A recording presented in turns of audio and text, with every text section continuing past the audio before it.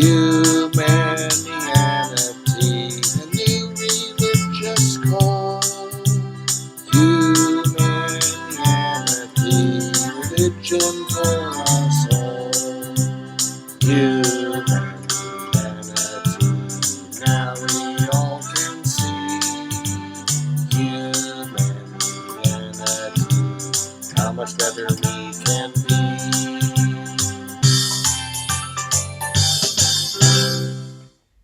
Hi, I'm Bill Van Fleet, and this is Humanianity Conversation number 58, recorded on June 12, 2020. It is the 25th recorded conversation with my friend Mike. Instead of our planned continued discussion related to the nature of truth, we discussed the extremely difficult topic regarding the current events and situation related to the death of George Floyd, more specifically, the question as to whether Derek Chauvin, who is condemned to be a terrible murderer by almost everyone having acquaintance with the issue, could possibly have been doing what he believed was the right thing to do in an extremely complex situation, and whether, therefore, he too has become a victim of the way our species tends sometimes to operate, in this case so similar to lynching, that is, concluding his guilt without impartial examination of all of the facts and without any wish to hear from him what was going through his mind, a refusal on the part of almost everyone to attempt to empathize with him and consider him innocent until proven guilty. Of importance is the observation about the terrible communication problems that arise in any such discussion of a topic involving strong emotions, and any consideration of alternative possibilities to what is considered as acceptable to consider. Hi, How you doing? good. How you doing? Um, so I've been struggling with sinus and ear infection. Mm, I'm on some antibiotics that are kind of wiping me out and giving me, believe it or not, kind of pretty bad mood swings, surprisingly. But the ear infection and sinus infection are going away slowly but surely. So can't complain. How you been feeling? Well, I've been having somewhat a rough time by virtue of reactions to some of what I have posted, and that's a whole topic in and of itself. But I didn't want to interfere with our. It sounds like we're getting to a real culmination here in what we're working on. Yeah, we are, and let's get right to it. On that note, I wanted to ask you if you feel comfortable or if you feel it appropriate to postpone what we were kind of, I guess, scheduled to talk about today, which was our orientation towards truth and evaluating these things and the relative merits of each, and instead talk about humanity just for this one discussion. Talk about humanity's orientation towards violence and the use of violence in relationship to the ultimate ethical principle. What do you think? Or do you want to just continue what we're doing, what we have been doing? Well, the problem is that there is a whole lot here by virtue of what is going on. I have a position that is different than the rest of the world with regard to something, and not the whole rest of the world. I was just talking with somebody who agreed with me completely, but gotten negative reactions and so on. So, and I've had some emotional discomfort, mood problems, and so forth related to it. But I'm sorry to hear that. but the and that is something that I would welcome talking about. Well, let me explain, I guess, where this is coming from. Had a sitting. I see my parents weekly on Thursdays, and this past Thursday, well, actually, it was the Thursday before that. One Thursday, I was sitting down and discussing with my parents, specifically my father, the relative merits of violent protesting.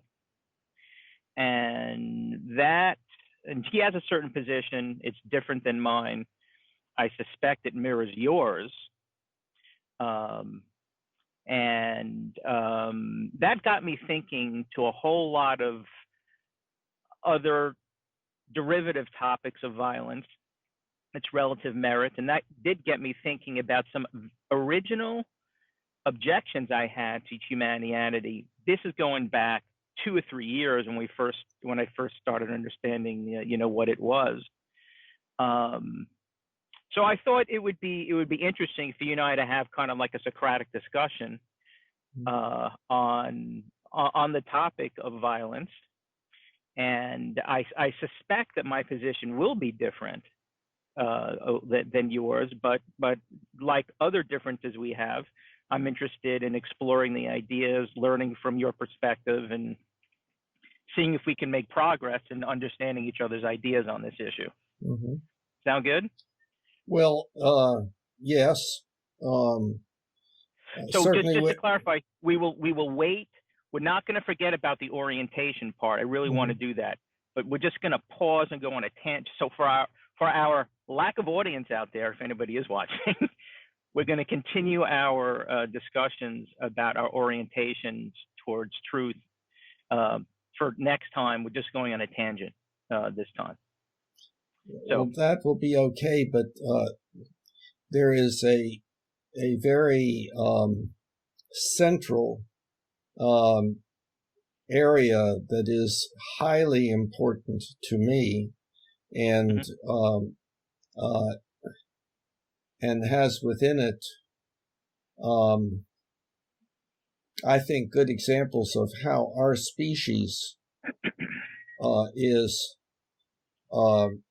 not at all yet in the direction of humanianity to a significant extent, that we are highly emotional and irrational and prone to tribalism and so forth, and that sometimes that has a major effect on individuals such as you or me.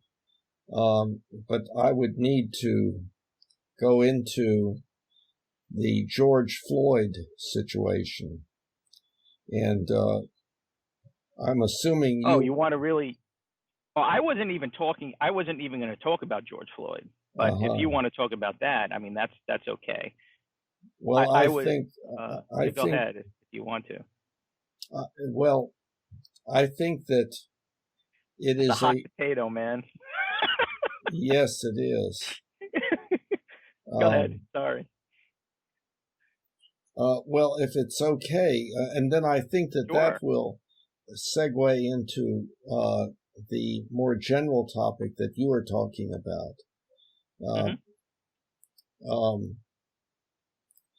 So,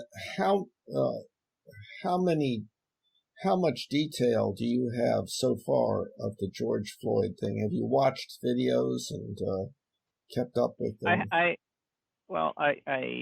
Yes, I think I am as versed with the details as somebody who doesn't watch the news constantly 24,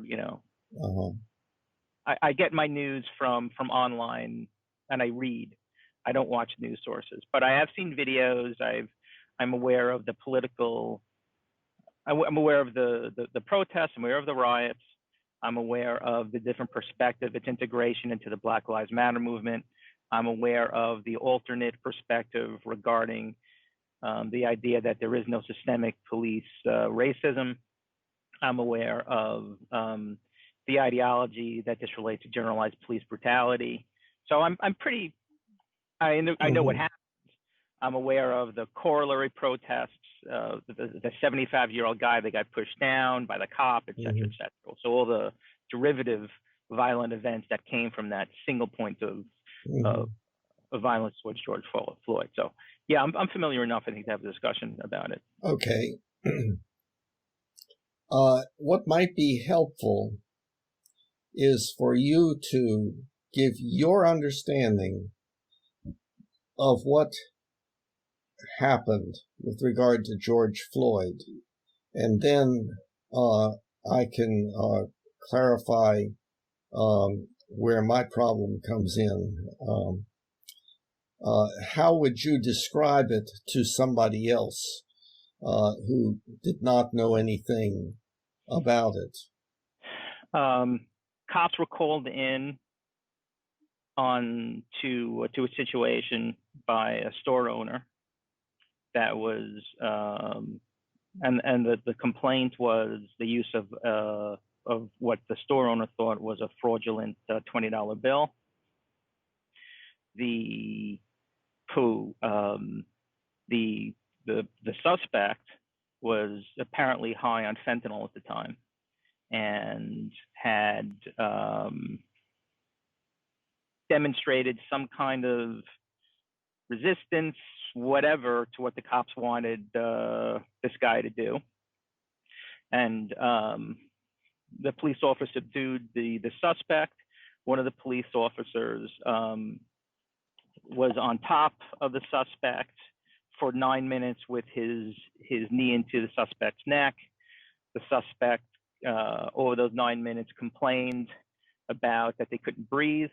He demonstrated what I would characterize as a great degree of distress by, screaming, asking for his mother. My understanding is also one of the other cops suggested to the officer who had his knee on the suspect's back that perhaps we should turn him on his side. The officer with the knee on the suspect's back refused. And by the time the officer got up after 9 minutes, the suspect was dead. So that was a precipitating event. Yes. That changed. Okay. I caused all this. Yes. Well, I want to clarify. In my opinion, that was the precipitating event. That was the tipping point that triggered all this. Yes. So that's how I would characterize it. Okay.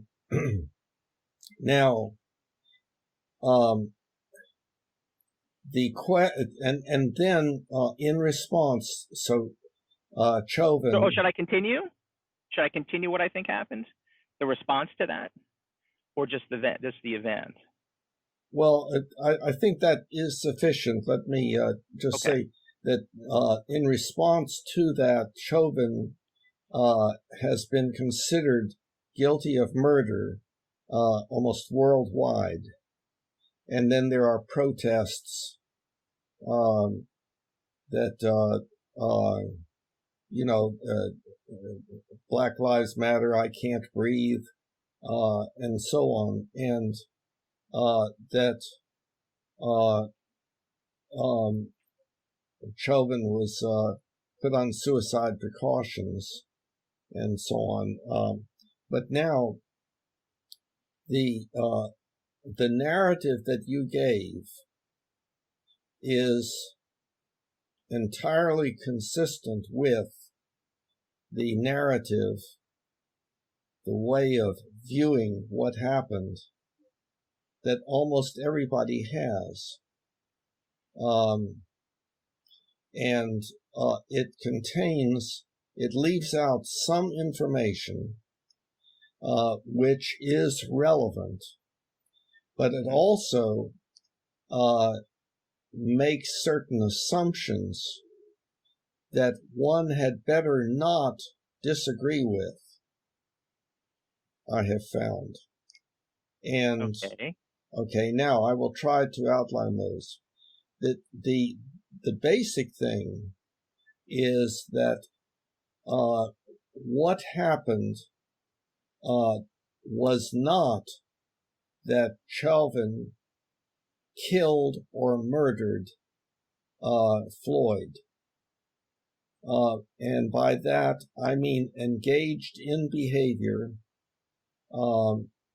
with the intent of producing death or engaging in behavior that Chauvin knew was wrong, but that he wanted to engage in because of who he was and maybe also some feelings he had toward Floyd.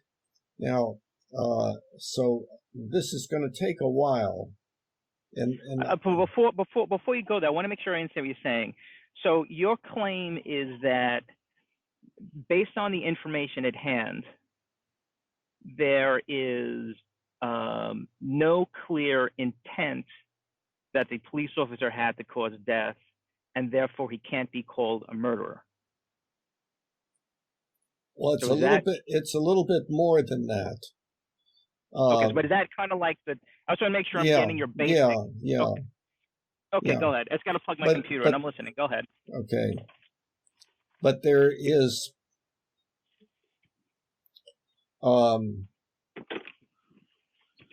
the assumption that there is no reason to consider that maybe Chauvin was doing what he believed to be the right thing to do.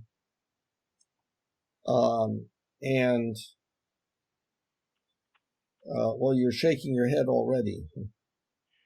Oh, I'm just thinking about an implicit foundation of your argument that I disagree with. But continue. What is that you disagree with? You said it before. You said that people see him as a murderer. I didn't say that Derek Chauvin murdered the suspect. I said when he took his knee off the suspect's back, the guy was dead.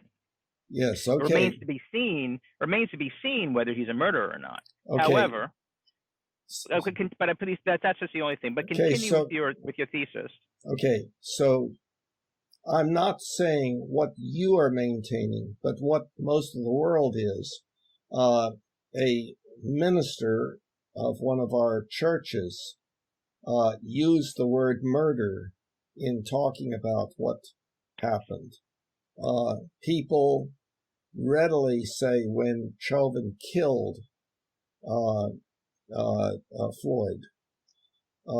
And what I have found is that there is an enormous resistance to considering any alternative idea about what was happening that is consistent with what has been seen, that would make Chauvin not a killer, not a murderer, not somebody who had done something wrong and should be jailed and perhaps even killed, death penalty for murder or jailed for life and so forth. And my understanding is his wife left him and he's on suicide precautions. His life has been ruined. Okay, so if he's a bad guy, bad cop, so that's what he gets. But there's an alternative here, and it requires the capacity for considering, empathizing with Chauvin, and putting yourself in his place to say what would seem like the right thing to do in your mind if you had his background and so on. Now, so what I would like to do is to go back, this will take some time, but to portray this situation in a little bit more detail, filling in information that is not present, but is not that is not inconsistent with what can be seen, as far as I know. So, first of all, let's briefly just mention the backgrounds. Floyd has been in prison several times, primarily on drug charges, But in one, he engaged in a breaking and entering into a woman's home, and where in that process he held a loaded gun to her pregnant abdomen, as I understand it. That's out there. Secondly, he was displaying erratic behavior, as you point out, and was high not just on fentanyl but also methamphetamine. There is one clip that shows that a little white packet of something fell out or was dropped out of his pocket when he was sat down with his back against a wall. It's a surveillance video seemed to show it, but it's not been commented on. The counterfeit bill was noticed. I saw one reference to it looking like it was just drying, and I don't know what that means or whatever. But here it means that the counterfeit bill was so obviously counterfeit that it was like hot off the presses. Right. No, I understand that. Okay. I understand that. Yeah. Okay.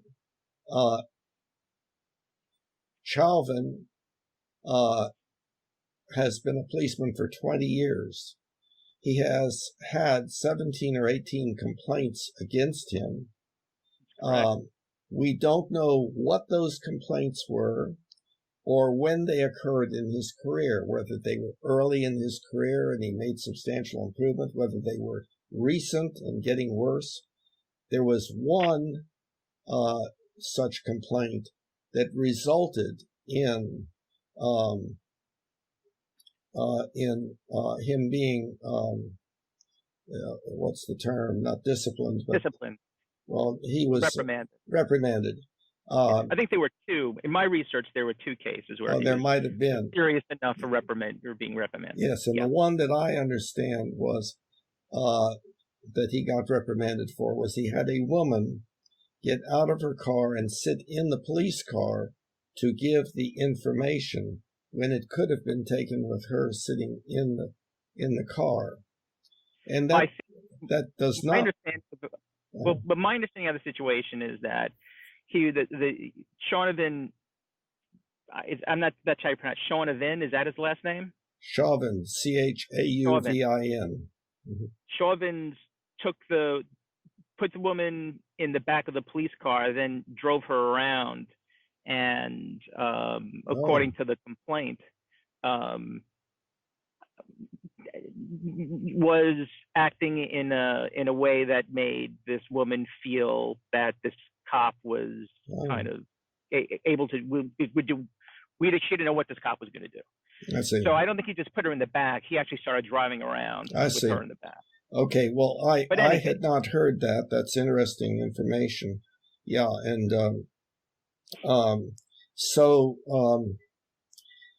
now the next thing, this is just setting a background here that Floyd was, I think, 220 pounds and 6 feet 2 inches tall, I think, and was a bouncer at the same place that Chauvin worked. They had worked there for quite a while. There was also noted some negative feeling between the two.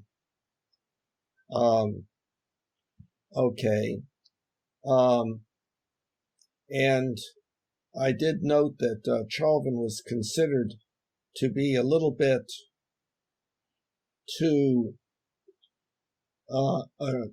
aggressive or hostile to some patrons, but we don't know under what circumstances and so on. So it is possible that Chauvin had an irritable tendency. Okay, now, what you're shaking your head. What did I say wrong? I think you're proceeding according to an axiom that I don't agree with. But What is the continue. axiom? That this contextual information is relevant to the event that caused us to have this discussion. I don't think you've made that, you've substantiated that yet. Of course not. Of course not. Okay. What I'm Okay. doing is, what I'm trying to do is to paint a picture where what I am presenting is possibilities that are not being considered, and actually that I think are more likely. But I haven't gotten there yet. I will need to proceed more. Continue. Okay. Please. Yeah. Okay. So now we go to the police were called, and Floyd was told to get out of his car. He was handcuffed and told to sit down against a wall, which he did. Now, at that time, what was happening was that the police, Chauvin and the other policemen, assumed that they needed to arrest him. Arresting him meant putting him in the police car and taking him to the police station. My understanding is that Floyd was saying, I can't breathe. I can't breathe. He also was saying, I have claustrophobia. Now, if he did have a tendency, claustrophobia, then the idea of being enclosed in a place like the back seat of the car would tend to produce anxiety and a panic attack. What am I saying that doesn't sound right? You're shaking your head. I haven't gotten further along. I'm just giving you the information is he was okay. You just gave me the information. Okay, so you have yet to. What's happening as you're telling me this is I'm trying to, since you're providing a context for this event, I'm trying to relate this context to what happened to the situation. Yeah, and I'm shaking. Yeah, I'm having. You should not. Okay, not yet. Okay, because go ahead. See, that will be, when you do that, that will be according to the scenario that you already have decided upon, and this is going to be somewhat different than that. But okay. Okay. So now, what happened next was they got him up and were taking him to the police car. He threw himself down on the ground to try to avoid being put in the police car. Now, exactly when he was saying, I can't breathe, and was hyperventilating probably, a panic attack kind of thing, when that was happening, I don't know, but it was happening before this crucial scene that comes somewhat later. They then apparently got him into the police car on the driver's side. They pushed him in.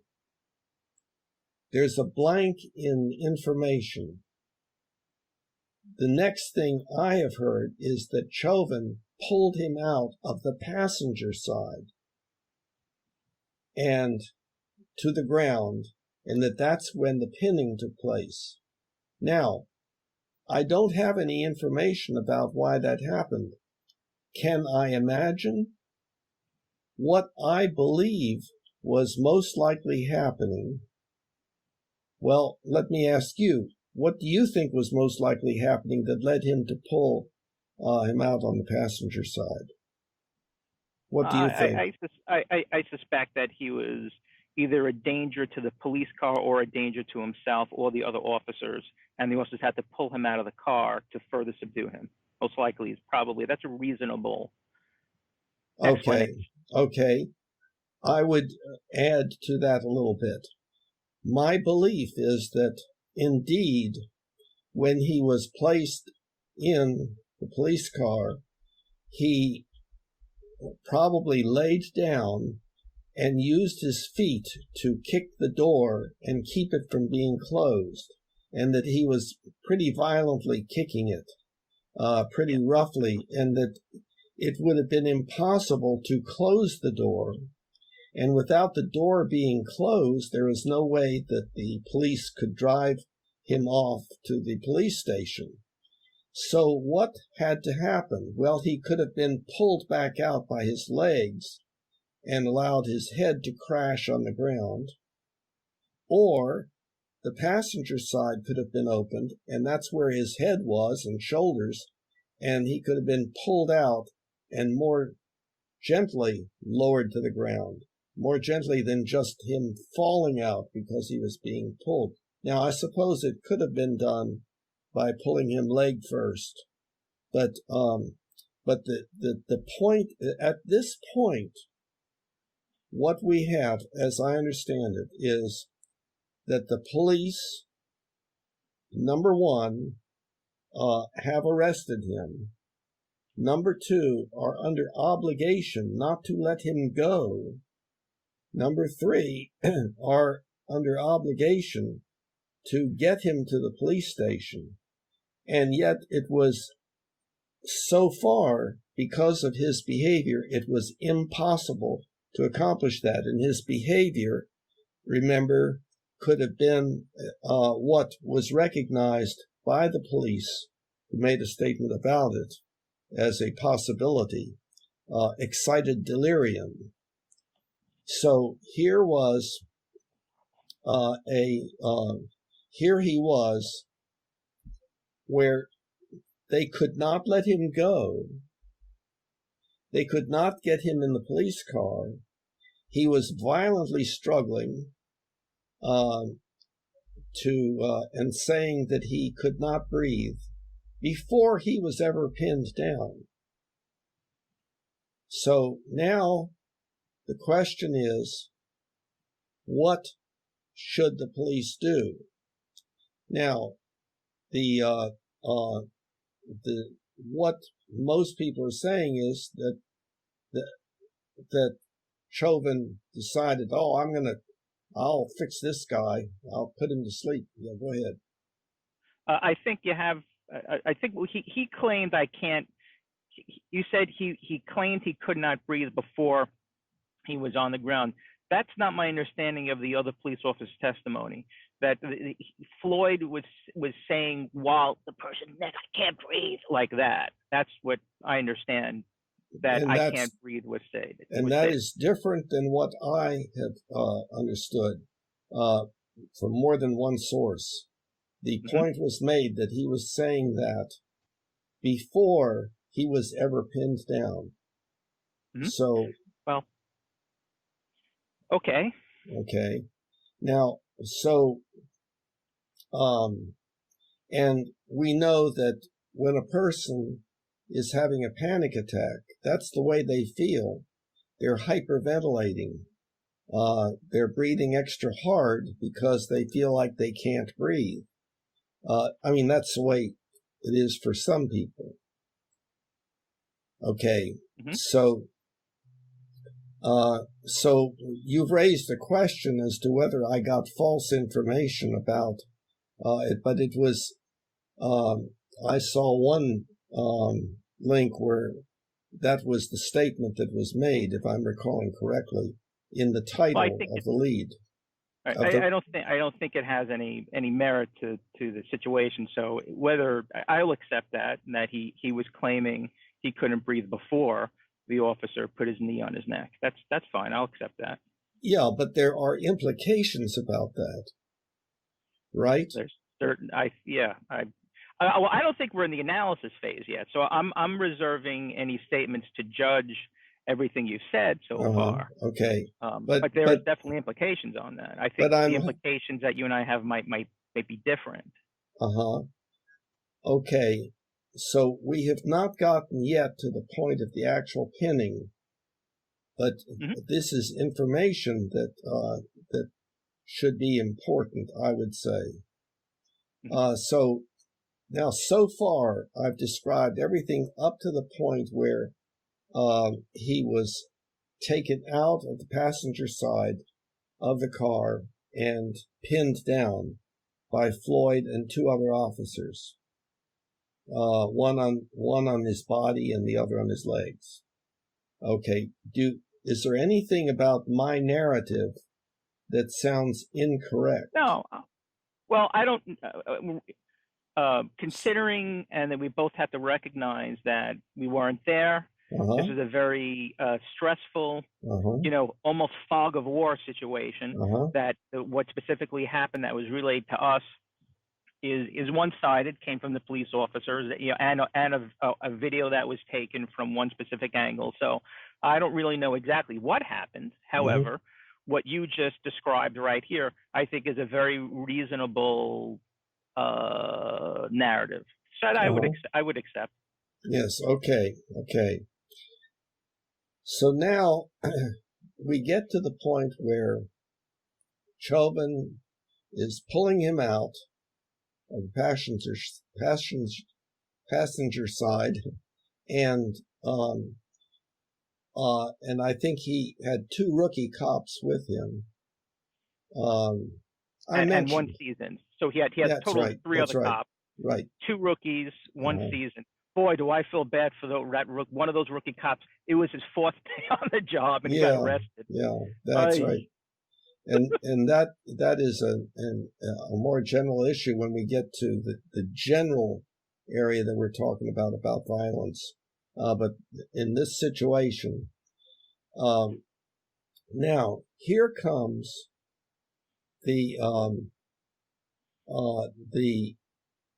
part where, if there is a need to believe that Chauvin killed him, that Chauvin was a bad cop, then if there is any need to believe that, which is, by the way, the worldwide narrative.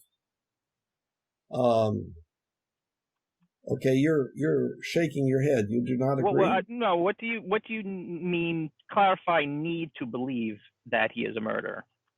That there is resistance to and negative reaction to any alternative narrative that would say that Chauvin was doing what he felt was the right thing to do. Okay? Okay. So now, what could have run through Chauvin's mind? Now, here is apparently the greatest difficulty that people have. I don't want to know what's going through Chauvin's mind. I already know. I just looked and saw he had his knee on the neck. The poor guy was crying out for his mother, and he died, and so forth. I don't want to know what was going on in Chauvin's mind. But there's a strong resistance to that. The question is, well, I'm asking you, can you devote some energy to trying to speculate on what might have been going on in Chauvin's mind that would not make him a killer? Are you willing and able to entertain that? Yeah. Okay. Anything could have been going through this guy's. He could have been thinking unconsciously, this guy's 6'5". There's no way my neck is gonna be killing him. He could have been thinking, I'm not strong enough to hurt this guy. He could have he may have not believed that he was really in the level of distress that he was. Who knows? It could have been anything. Yes, Sure. and none of those three things are things that have occurred to me. So here is what has gone through my mind and seems like a likely possibility. Given the history that we already have of this attempt to arrest, and you're looking like you're already distressed about something I've said. What are you reacting to? Well, I can't. Very appropriately, I'm listening to what you're saying, but I'm clearly also evaluating on the fly, and also awaiting. I'm also waiting for your, coup d'état, your final summary of was it good. But I'm certainly processing as you're going, and I think that I think you're making. I think you have a few logical fallacies that. What has been? Well, let me finish. Let you finish, and then we'll do it. No, I mean so at least far. That's where I think you're going. So far, well, if we stop now and I go through this. I point out some of the things that I think are red herrings. Well, wait a minute. A logical fallacy. What is a logical fallacy that I've engaged in so far? I think you have I think you have some red herrings in here. What does that mean? A red herring is an argument that is I guess technically the definition of red herring is an argument that's designed to distract from the topic that is being discussed. Please give me an example of a red herring. So for example, Floyd's. You've mentioned a lot about Floyd's violent criminal background. Okay, I would say that's definitely a red herring. Floyd's criminal background and any discussion of it is not relevant to not only, I think, a larger discussion that you haven't included in the context of African American perceptions of their situation in our society, but I think it's not relevant even to Shauna Vinn's actual actions. Well, it was. Okay, so what happens to somebody? What somebody did, even forget about what Floyd might have done 5, 10, or a year ago. Even what Floyd did yesterday has absolutely nothing to do with what he's doing right now and the actions that Shauna Vinn should have taken. So any discussion of his violent criminal past is, I would argue, a red herring to make Floyd seem more of a despicable character, and by doing so has a practical effect on the audience to justify more so Shauna Vinn's actions. Well, in a sense, saying, well, look, he deserved it. He was a violent criminal. Okay. It's got nothing to do at all. Okay. Okay. That's what I mean. What about? That's a red herring. Okay. Now, what about Chauvin's past complaints in that history? Was that relevant? Completely irrelevant to the situation. Irrelevant. Okay. What's relevant to the situation at hand? Are the officer's actions in the moment. No, I understand that. I understand that. Let me finish my commentary. You asked me to comment on this red herring issue. So I think that someone's past behaviors can help to establish character, and I think you could also claim that Floyd's background as it pertains to the situation is inherently different to Shauna Vinn's for the following reason. Floyd's history would help to paint Floyd in a less than ideal, in a quite a despicable light. And my argument is, well, Floyd is already being painted in a despicable light. We already know he was high on fentanyl. People accept that. We accept that he was trying to use a counterfeit dollar bill. So the idea that Floyd is a bad actor is already in the lexicon. It's already in the popular narrative of what happened. However, what's not in the popular narrative, I think, at least for a segment of the population, is the idea of crooked cops, and that so I think it's relevant. I think an argument could be made that it's relevant to examine Shaughnevin's past because Floyd is acting according to his stripes, right? He's a criminal, okay? So, but a police officer is held to a different standard, and as such, his background that could help to motivate his actions, to give some kind of clue about what his actual intent was, is quite relevant. I already know Floyd's intent. Floyd's intent was to probably give a fake $20 bill, steal some stuff, and try to get away with it while he was high. I accept that narrative. But I think we have to now ask, you could do the same thing with Shonovan. I think it's much more relevant. But, well, that's very interesting that the past doesn't mean anything with regard to Floyd, but it means a lot with regard to Chauvin. Well, but it doesn't mean anything to Floyd because we already know, we're accepting that Floyd is a bad actor.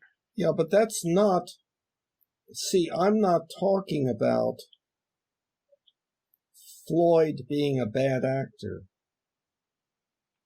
Okay. See, what's happening, there's a breakdown in communication between you and me right now that I would like to see if we can repair. What I was, the background that I gave of Floyd was in order to clarify, in order to make it more or less possible in our minds about how he was resisting arrest. And we don't know what he was saying. We know he threw himself to the ground, that he said he couldn't breathe, that I'm hypothesizing that he was kicking the police car door open and could not be closed, and that's why he was pulled out. Now, I don't know some of those things.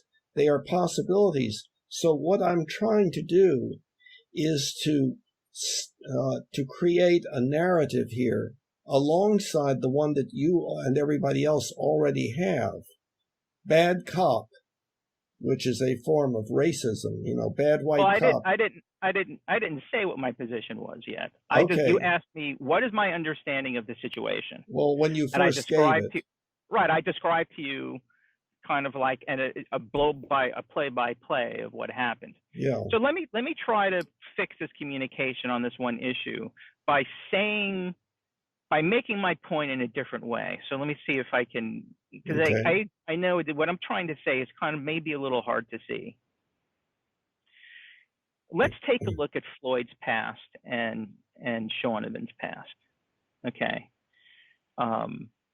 And let's try to have that past try to help us understand the situation at hand. So let's look at Floyd's past first.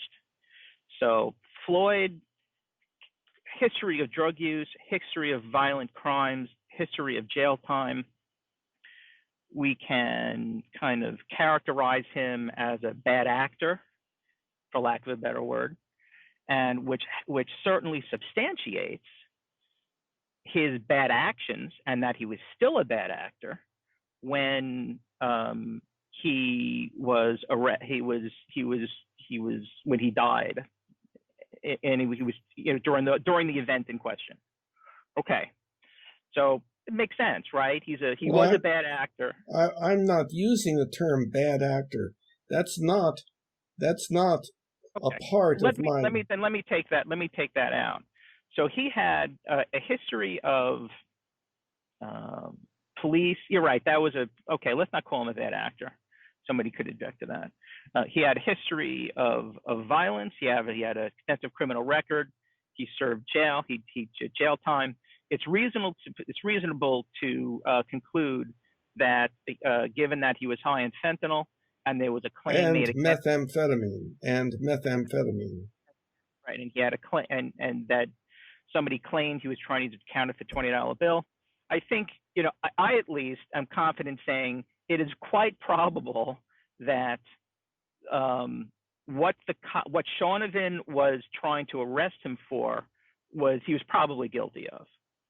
Okay, granted. And that's not relevant to what we're talking about. Now let me do the same thing for Shonovan to try to explain the same thing. So in the sense, you could almost say, I think in the popular narrative, at least in the conservative side, it seems to be, this guy Floyd had a history of criminal behavior, and so we can be pretty confident that what was happening during that event was he was at least had justified probable cause to suspect Floyd of actually doing it. Now let's look at Shonovan. So Shonovan is a cop. And it's Chauvin, I believe. Chauvin, yeah. Sorry. That's okay. Chauvin was a cop who we can do the same thing if we do, because you asked me, well, what about, can we do the same thing with Shonovan that I just did with Floyd? I think we certainly can. Is a cop with 20 years of experience. He apparently was good enough of a cop or had long enough tenure to be in a teaching position, because I understand he was a lead cop at beat and he was responsible for teaching cops. And he also had a history of, I don't know how it compares to other cops, but he did have 18 complaints against him, 2 of which were egregious enough for him to be reprimanded or disciplined. I don't know how that has any kind of norm. So I think it is possible for us to make the same conclusion that we just made with Floyd. Of course. Of course. So it is right. Okay. So I think it is comparable. Yes. So now here's where it's relevant. Okay. Floyd was in the process of being arrested. He was acting in a sense appropriate to his history, to the expectation of what a criminal does. Okay. No. Shonovan. No. How so? He was maintaining. I'm not sure what you think would be appropriate behavior, but he was maintaining that he had claustrophobia and could not breathe. Right. What I mean by that is, I'm very hesitant to characterize Floyd in any other way but a caricature, because I don't know the guy. And just like most criminals, most people who have a criminal background, the actual stories are much more complicated. Floyd was not an all bad or an all good guy. He's a mixture of both. However, that all being said, it's very reasonable to, to say, when trying to explain, when I said, he's acting like a criminal, it's like, well, Floyd had a history of crime. He was acting like a criminal when Chauvin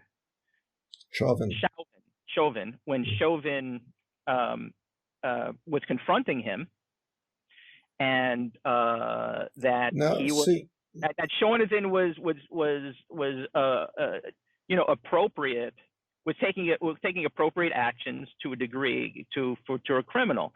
But however, with a police officer, so in a sense, Floyd was acting true to color. With a police officer, a police officer, at least by my own personal standards, a police officer should hold the sanctity of life first and foremost. And I think if you look at Shaughnevin's past and see a history of how he treated suspects, I think you do see a pattern that could also be used to help us understand that Shaughnevin was acting true to his own colors as a person, but was not acting true to the color of a police officer. We don't know what those complaints were. We don't know when they occurred, etc.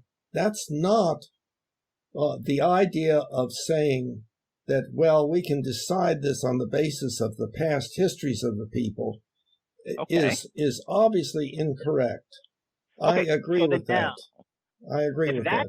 If that's incorrect, then do not make any statements about Floyd's violent criminal history, because it is irrelevant to the situation, which is why I claim it was a red herring, and which is why I didn't make any statements about his past when I described to you my understanding of what happened. Okay.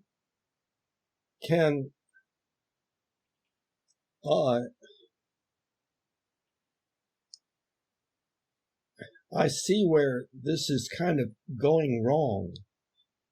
Let me try to clarify. Okay. That there are all sorts of possibilities. Chauvin and Floyd worked at the same place as bouncers over a long period of time, I gather, and they did not get along. There's always the possibility that that could have influenced the behavior of one of them, the other of them, or both of them. It is quite possible. Now, when I talk about his size and the fact that he was a bouncer, that has to do with how manageable he would be if he really put up a fight. And okay. Can I respond to that? Okay. Okay. If you're going to characterize and contextualize a situation with regards to Floyd's, the suspect, the perpetrator's size and his capability of doing violence, then you also have to look at the entirety of the situation, that there were 4 cops there that totaled probably 500 pounds and whose combined height was, I don't know, 20 feet. Whoa, we have now jumped over the very part that I got to, that is the part that I want to present as something that has so far not been imagined by you or anybody else. Now you're smiling like I'm saying something foolish. But no, I'm not smiling because you're saying something foolish. Oh, okay. I'm smiling because you made the statement that Floyd's size is relevant to the police officer's ability to subdue him. Yes. Which is perfectly appropriate. Absolutely makes 100% sense. Okay? And plus that he was a fighter, a bouncer. And that he was a bouncer. Right. Okay. But if you're going to examine Floyd in that fashion, you have to also avoid, in order to be reasonable and to be equitable in your judgment, in order to define, you have to also take into account the people who are opposing Floyd and their relative power compared to Floyd. I agree. Floyd can do a whole bunch of damage at 220 pounds. So wait, but see, you're jumping ahead. You're jumping ahead and making some assumptions. I was about to present something. Hold on, Bill. I didn't make the assumption. You made the statement. You said, if you would have just said, you know, Floyd was 220 pounds and 6'5" tall, and he was a bouncer, and left it at that, there would have been nothing else for anyone like for me to say. However, that's what you said. You made the connection. You said his Floyd's stats of being 220 pounds and 6'5" tall and being a bouncer was directly proportional to the level of violence and damage that he could perpetrate. I never said that. I never said that. It was the ability of the police. Exactly what you said was the ability of the police officer to subdue him. Exactly what you said. I think the implication there is when a police officer tries to subdue somebody who's Floyd's size, they have a difficult time doing so because they become violent and they're heavy and they're hard to control. So I'm not making any jumps. You introduced the concept of being difficult to control. And my argument against that, though, is that if you're going to claim that Floyd was difficult to control because of his size, you have to take into account the relative strength of his opposition who was trying to subdue him, and that there were 4 cops there totaling 500 plus pounds, and it had a combined measurement of 15 feet tall, and one of which was also a bouncer. But you're jumping ahead. It's like you will not allow me to present the very heart of what. What I'm doing, again, let's try to remember. What I'm doing is presenting an alternative narrative to the one that everybody, including yourself, I gather, has accepted, and that is that Chauvin murdered or killed Floyd. He did something he should not have done, and knowingly did something that should not have been done and resulted in his death, and so forth. Okay, so continue, but I object to the notion then, your statement that when somebody's 220 pounds and 6'5" tall and is a bouncer, they are difficult to subdue. I object to that claim then. I'll just leave it at that. Continue. Well, what I'm saying is that the evidence that we have is that he threw himself on the ground, he struggled and would not get in the police car, and it looks like once having been gotten into the police car partly, they couldn't get him all the way in, and that situation was one that had to be dealt with. What should have been done at that point? And so, are you asking me? Well, wait, no, please. Okay. So, what should have been done at that point? We gather that what did happen was Chauvin pulled him out on the other side, because that's where his head and torso were, because his legs were sticking out on the driver's side, and preventing the door from being closed and preventing him from being taken away. And so the question then came about, what should Chauvin do? I could ask you, but I'm not asking you, what should Chauvin have done? How should the situation have been handled?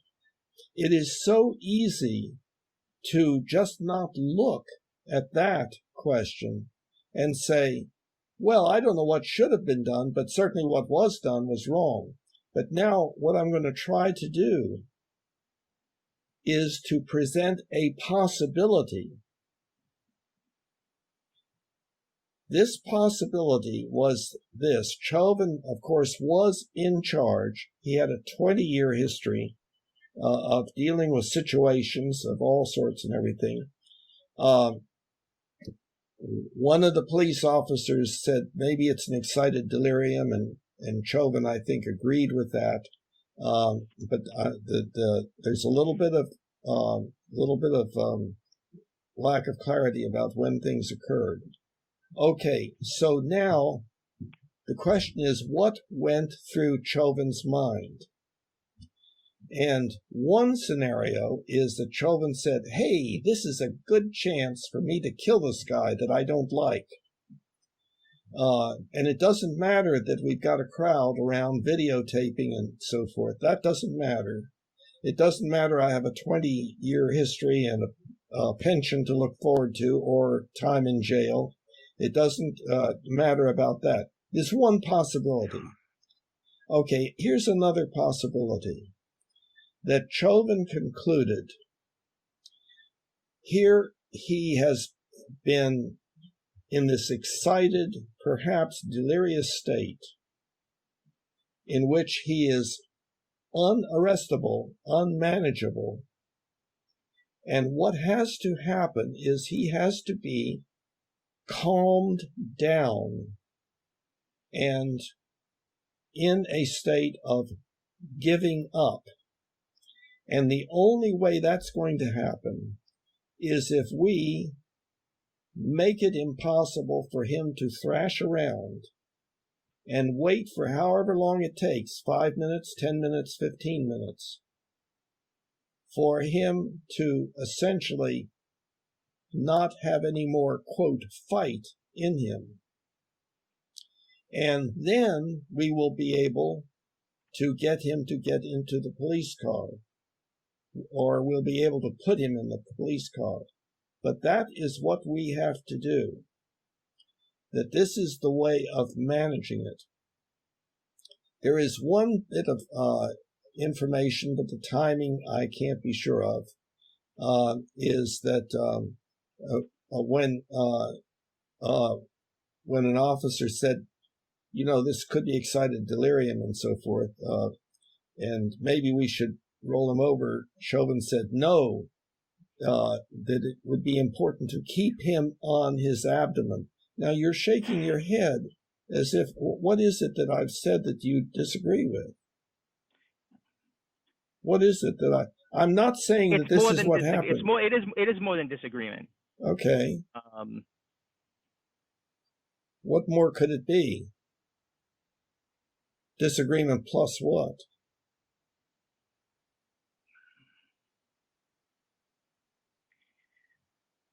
Disagreement plus what? I want to say it in a way that is sensitive to what you've experienced from other people, because you mentioned that you've gotten beaten around about this emotionally a lot. I consider you a good friend. I don't want to hurt you in any way.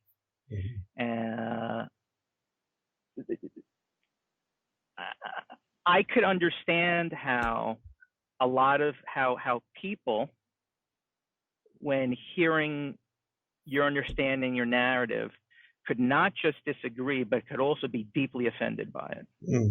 And I'm with the last statement that you just made, with regards to Shonovan,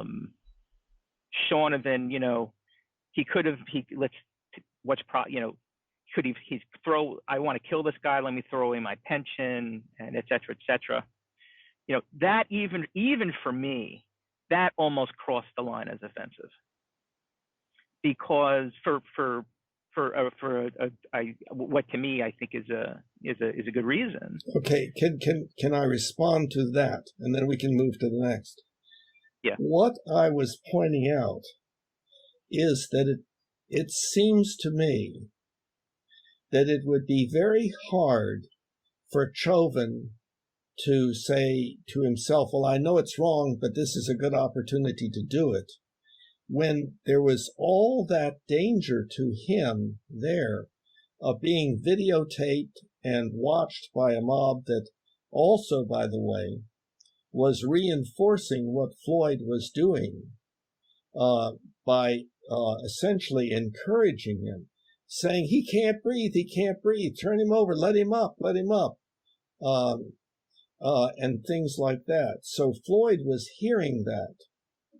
And if anything, that would not make Floyd give up. It would be, yeah, I've got a crowd behind me. You mean make Shonovan give up? No, Floyd. So you didn't follow what I was saying. Oh, okay, so you did mean Floyd. Okay. Yes, that Floyd as well as Chauvin, we're hearing these people say, he can't breathe, you're doing a bad thing to him. And if you put yourself in Floyd's place, are you not going to say, hey, that's encouraging? I've got people trying to rescue me. I've got people telling the police to stop doing what they're doing. That's at least going to be encouraging to him. But getting back to this thing, for Chauvin to not be concerned about how he was going to be evaluated in what he was doing to Floyd, such that he could just do something that he obviously knew was wrong, is hard to imagine. This is okay. The police are very sensitive. My understanding is, by the way, that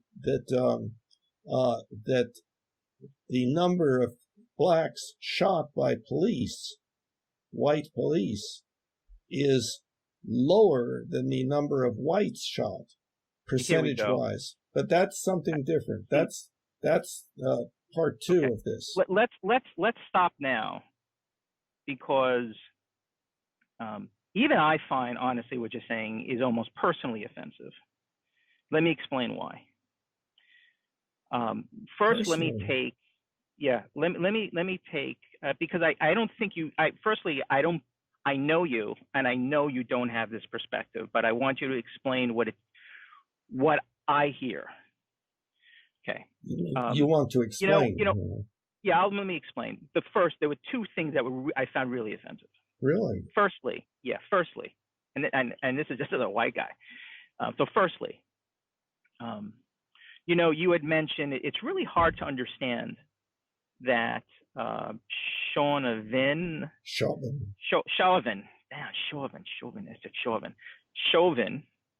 would, throw it all away, his pension, because he wanted to kill this guy.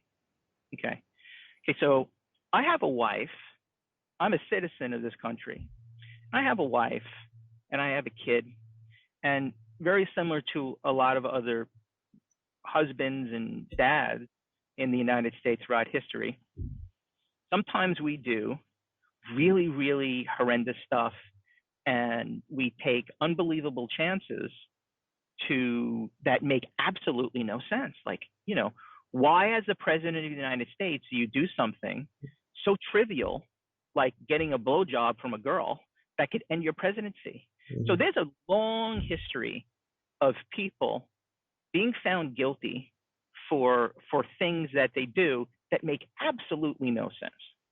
And it seems like what I hear you say is that it's justified to explain away. So what is offensive to me, that if I made a similar argument in front of a court and said to the judge and the jury, I wouldn't do X, Y, Z. Why would I do that? I have a wife and a kid and everything else. I would be completely, probably laughed out of the courtroom and said, well, I know it doesn't make any sense, but you did it anyway. So what's offensive to me about this is that I feel like you are placing the Chauvin's life, in the sense of everything he had, above mine. Because if you're going to above yours, because I feel that because I'm not allowed to make those. I'm not allowed, as a citizen of the United States, to use the same line of reasoning that you're applying to Chauvin to explain his actions. No. But the same could be said. The same could be said of even of Floyd. Okay. You could argue with Floyd that he's been in jail all these times. He doesn't want. Why would you want to go back to jail? He hasn't been in jail in 3 years. Why would he? Yes. Try to put off a $20 bill. I understand. So I understand. Here's what's offensive. What's offensive is that you are not applying that argument equally. You are applying it only to the officer. That's offensive. But I'm not. And you're doing. But wait. Let's back up a little bit. Okay. All I am saying, I don't know what went through Chauvin's mind. I don't know. But if we're trying to figure out what would be most likely going through Chauvin's mind, all I'm saying is that he and all the police, increasingly these days, are worried about this happening to them. Exactly what has happened to Chauvin. And okay, so now, Bill, wait, please. You spoke. Doing it again, though. You spoke Bill. for a long time. Let me try to. Okay. So Go ahead. all I'm saying is I'm trying to think: are there other possibilities as to what was going through Chauvin's mind other than the intention to do him harm and kill him? Are there other possibilities? And in trying to figure out Chauvin's mind, what was going through his mind, I would figure that he was trying to make sure that he did everything right. He was being videotaped. He was being shouted out by people who were disapproving of him and so forth. I'm just saying that would decrease the likelihood that he was just saying, oh, good, this is an opportunity to really eliminate this bad guy that I don't like, or something like that. I'm also saying that there is another scenario. I'm not saying it is so. I'm saying it can be imagined. And in my mind, it seems more likely to be what was going through his mind than the first. Oh, good, this is an opportunity to fix this guy. And that was, this guy, there's something terribly wrong with him. We have tried everything. We have to arrest him. The best plan is to immobilize him by the three of us so that his physical activity has to subside. And by the way, I talked with somebody who has had 15 to 20 years of experience in combat. What's it called? Extreme combat. And what he was pointing out is that actually it's to subdue the person, it's better to use your hands or your arms. But here, where we are faced with the COVID problem, we try to stay out of each other's faces. And so it would make sense for him to use his knee rather than his arms or hands, where he would be really in Floyd's face. That would make a lot of sense, and that such holds are indeed utilized in combat, and they can be used without making them dangerous. So what I understand was that there were 3 officers holding him down. So the impression that I have, which may be incorrect, is that Chauvin's idea was keep him immobilized as long as he's thrashing, as long as he's resisting, as long as we feel him kicking his legs and so forth. He's not ready, but once he finally gives all of that up, then we can get him back in the police car. That seems to me to be a very possible set of ideas that was going through Chauvin's mind. There are some uncertain areas toward the end of this time, and that gets into another phase. And by the way, I'm not saying that Chauvin did right. I don't know whether he did. I don't know whether he should have constrained him in some other possible way. But Okay. this. Okay. So let me. I want to try to distill and communicate effectively and optimally why it is possible to perceive, and this is a very subtle distinction, not your statements as offensive, but your orientation towards understanding this situation as could be offensive. And I highlighted 4 specific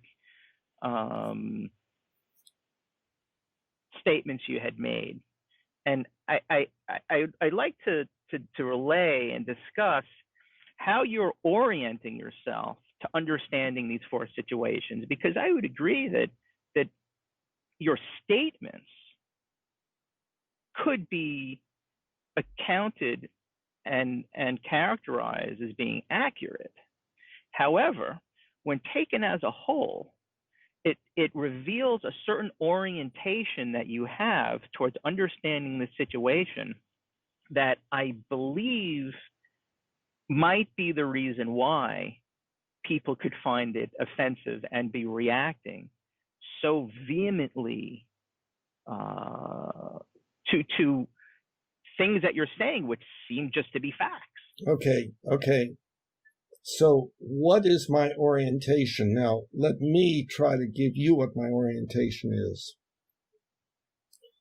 I believe that a person should be given the benefit of the doubt. I believe that a person should be considered innocent until proven guilty. I believe that we should be kind to each other as much as possible. I believe that there should be a legal procedure that where all the evidence is looked at impartially. All of it is looked at impartially, and that the person who is charged be allowed to describe how the situation was as he was experiencing it before making a judgment. I also believe that there is a bigger problem having to do with our perceived relationship to and expectations of the police, because and that's getting into something broader, but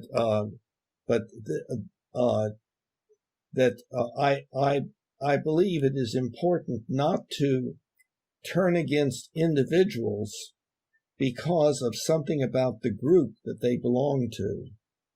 So to say that cops are bad, meaning that some cops are, means that this particular individual is bad because he is a cop, is faulty logic and is unfortunate and is the equivalent perhaps of something like racism or tribalism, where the individual is reacted to as being a part of a group that is perceived to be a certain way, when the individual is an individual who does not behave that way. So there's saying at what point does an individual's actions become representative of the majority? What do you mean? That has to be examined. What do you mean represented? Representative, meaning that at what point does the actions of an individual cop reflect the ideology of the entire police department? Well, I don't know. Well, exactly. That question needs to be examined. Well, yes, and we can examine that. And there are black police that are saying you all have it all wrong. Okay. So let me take but that's way far away from this. Right. You have taken personal affront to what I have said, and I don't understand that.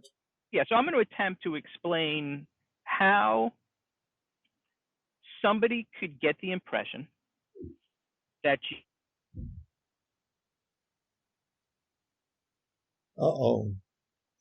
You stated. Wait, I'm sorry, you froze. So all of that. Did I freeze? Mm-hmm. So if you go back over. So I'm going to attempt to explain how somebody could perceive and get offended by the 4 points of orientation that you described yourself as having, giving people the benefit of the doubt, innocent and proven guilty, being kind to each other as much as possible, and giving a legal procedure where all the evidence is looked at impartially before judging guilt, is really not being dispensed equitably in this situation. And that I think that impression by me, or I don't understand. Okay. Do you not understand my claim that I'm going to try to justify right now? Do you understand what I just said? No, not the last sentence. Okay. The last part is not being dispensed. Is not being dispensed in an egalitarian fashion. So it's not being dispensed equally between both parties. It's not being dispensed equally to Floyd and Chauvin. Yes, I agree with that. Okay.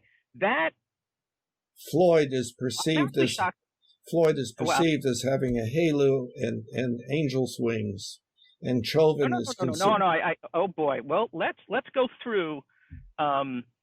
Let's go through 4 statements of fact that you made, and take a look at what statements of fact.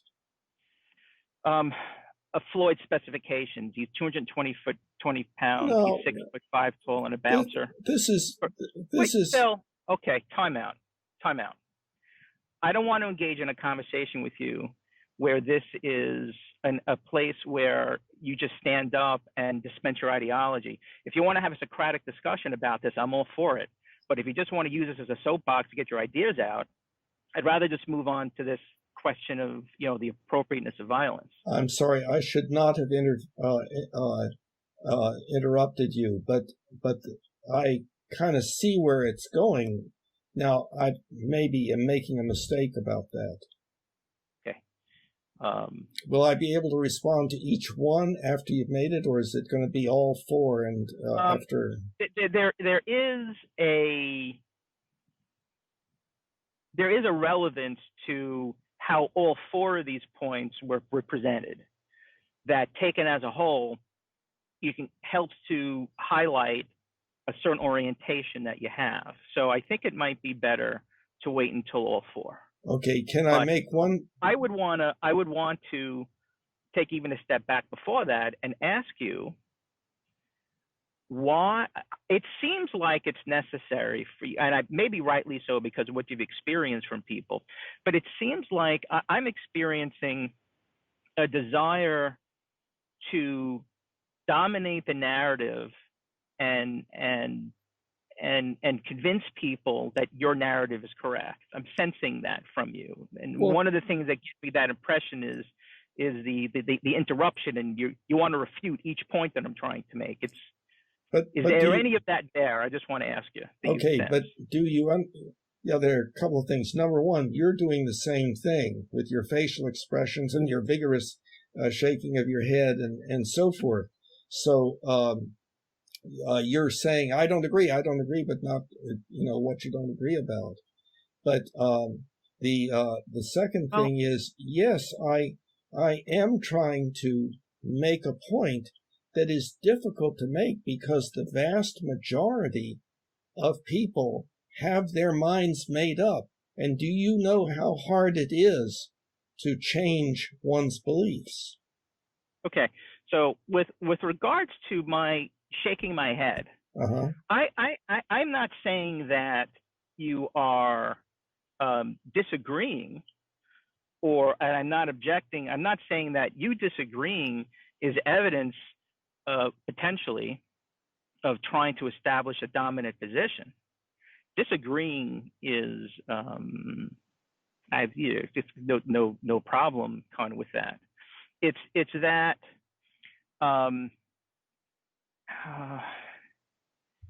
you seem to be resistant to allowing me to go on. Well, how does it say that? You seem resistant. I want to make sure I use the right word here. You seem resistant to allowing yourself to go on a certain logical analysis of what you're saying. So when I go through these 4 things, I just ask you to please keep that in mind, and the possibility that you might be, especially because of the emotional abuse of experiencing, kind of engaging in that. So okay, can I go through these 4 things, or do you want to respond to what I just said? Now, again, what are these 4 things? Okay. What are they? What's the heading, that the label of them, or the what is the thesis? The thesis is that the orientation that you claim you have, which I think you do have, which were 4, you made 4 points, if I could just go over them. Mm-hmm. I'm oriented, I give people the benefit of the doubt. They're innocent until proven guilty. They're kind to each other as much as possible. And each person needs to have a legal procedure where all evidence is looked at impartially. Mm-hmm. So I'm going to look at 4 statements you made earlier in the conversation, and I'm going to try to look at each statement and apply your orientation, not just to Shonovan, but I'm also going to apply it to Floyd. Can I just make the statement that I'm sure that you could, and I could do the same. I am speculating, but the thing is, what I'm speculating on is a possibility that is widely rejected by everyone, and that it's difficult to make it. It's difficult. You have allowed me to present most of my idea, which is pretty good. That's difficult, and especially in a group. The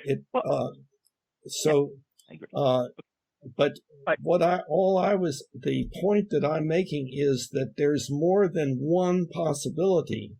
There's the possibility that Chauvin, to oversimplify, was evil. There's the possibility that he was good, and that people are very resistant to looking at the possibility that he was good. Okay, so I would maintain that the resistance that people have to looking at Shonovan as good, or Floyd as good, they have a certain orientation, that you also have that orientation. And I think maybe this comes from a different way we understand. When I try to understand a situation, I'm not saying Floyd was good or Chauvin was good.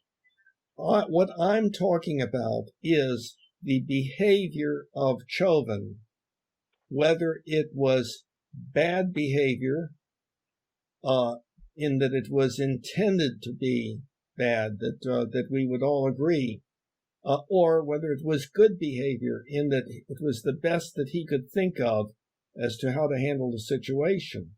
I'm not talking about whether Chauvin is bad and Floyd good or vice versa. I'm not talking about that. Okay, so let's then the same applies to even what you just said. You know, everyone else has this. From what I understand you saying, you believe that everyone has this bias, for lack of a better word, of claiming that Chauvin behaved wrongly. Okay. Not everyone. One person has told me that they agree with me, but that they would not want anybody to know that because they would fear what might happen to them physically. Right. Okay. So, and I would maintain that in the same way these people are biased into thinking that Chauvin's behaviors are bad and maybe not doing the level of analysis that's required. Based on what you've said here and in this conversation, I think you have similar biases that can be shown objectively with 4 specific statements. And I think even more of your statements showed that. But these four statements really highlighted it for me. And that's what sometimes the conversation, I went like this. I went, wow. I went to myself and said, like, wow. Okay. Well, let me know. Maybe I misspoke or maybe you're right. So what was statement number 1? Okay. So you had earlier in this conversation characterized Floyd's physical specifications, the fact that he was 220 pounds, 6 feet 5 tall, and a bouncer, which is evidence that he had some fighting skills. And you made you made that statement and put it in the context of difficulty in restraint, that these characteristics that Floyd had would make him difficult to restrain. Do you remember that? Yes, if he was trying to avoid being restrained, yes. Okay. So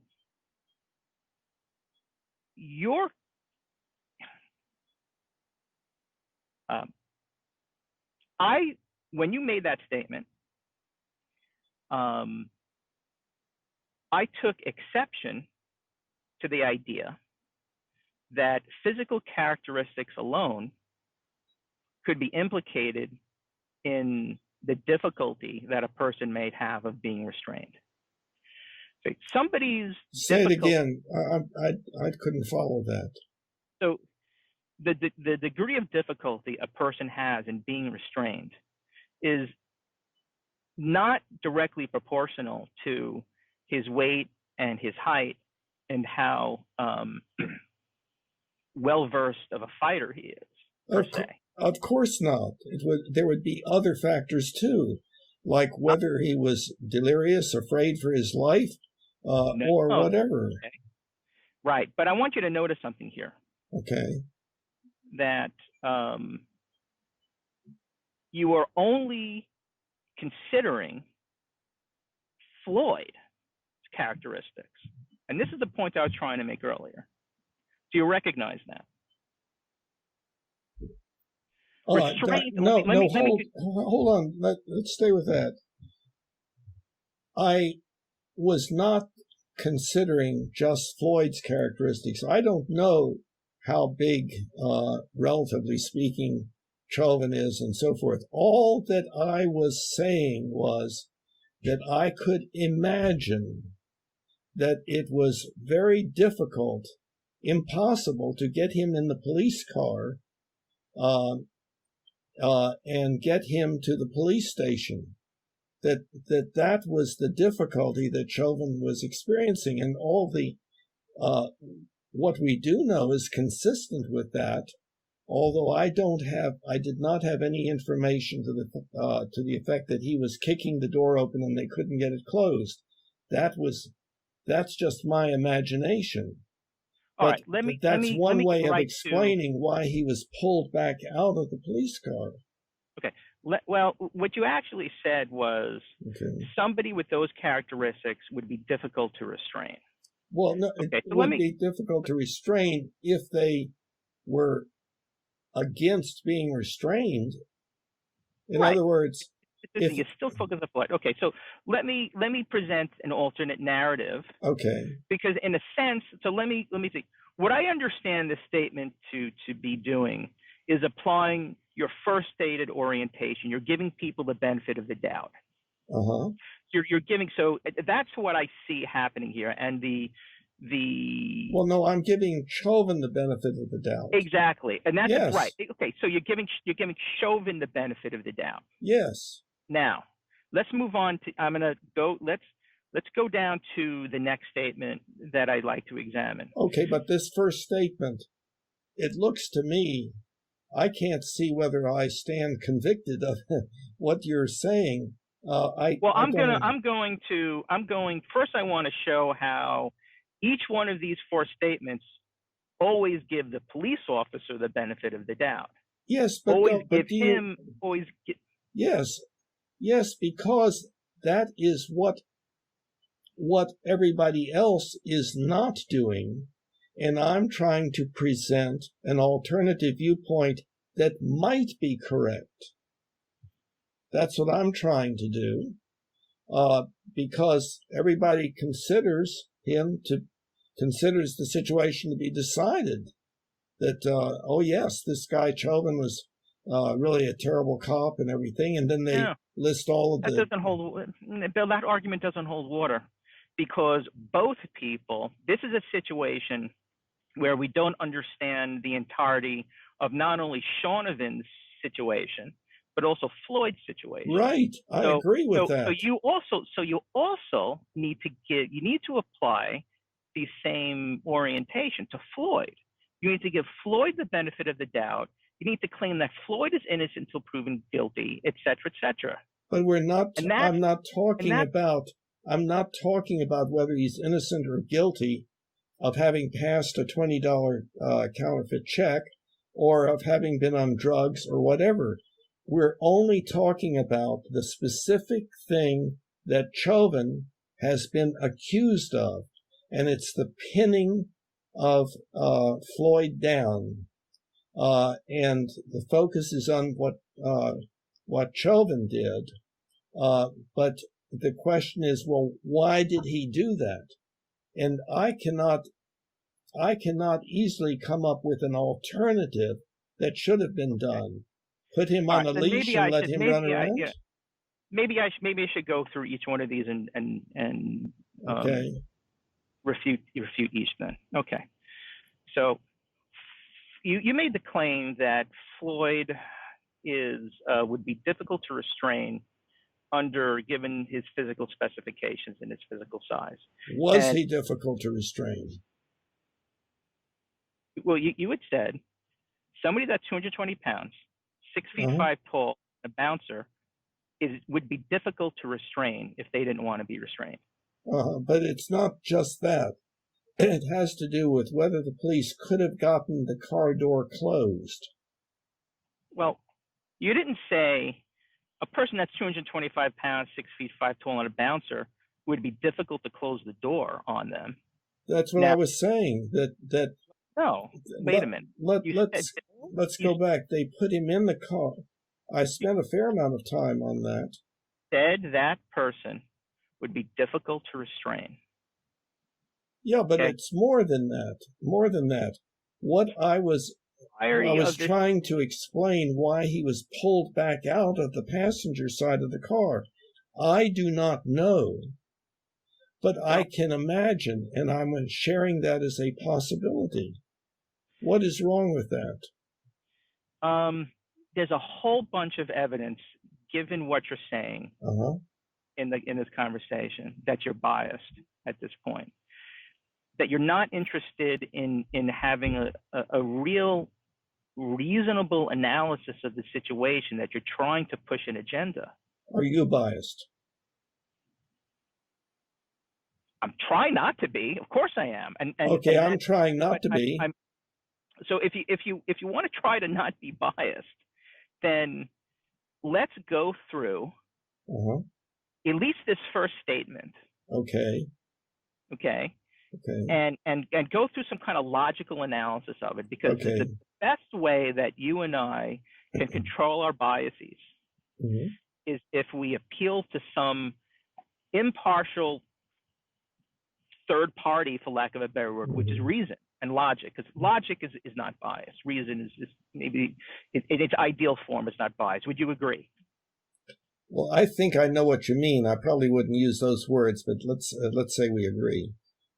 Okay. Yeah, that we want to take a look at what we're saying and use the rules of logic and rules of evidence as much as possible, or be consistent with that, and so on. Exactly. But there is something that I think is valuable, and that is to be able to say, well, this is what I believe, but now let me try to put myself in this other person's position of believing differently and see whether it can make sense to me, just like this now is making sense to me. Fair enough. Sure. So let's use the rules of logic and the rules of evidence to analyze this first statement. Okay. So I maintain your statement. Let's first agree what just this statement is.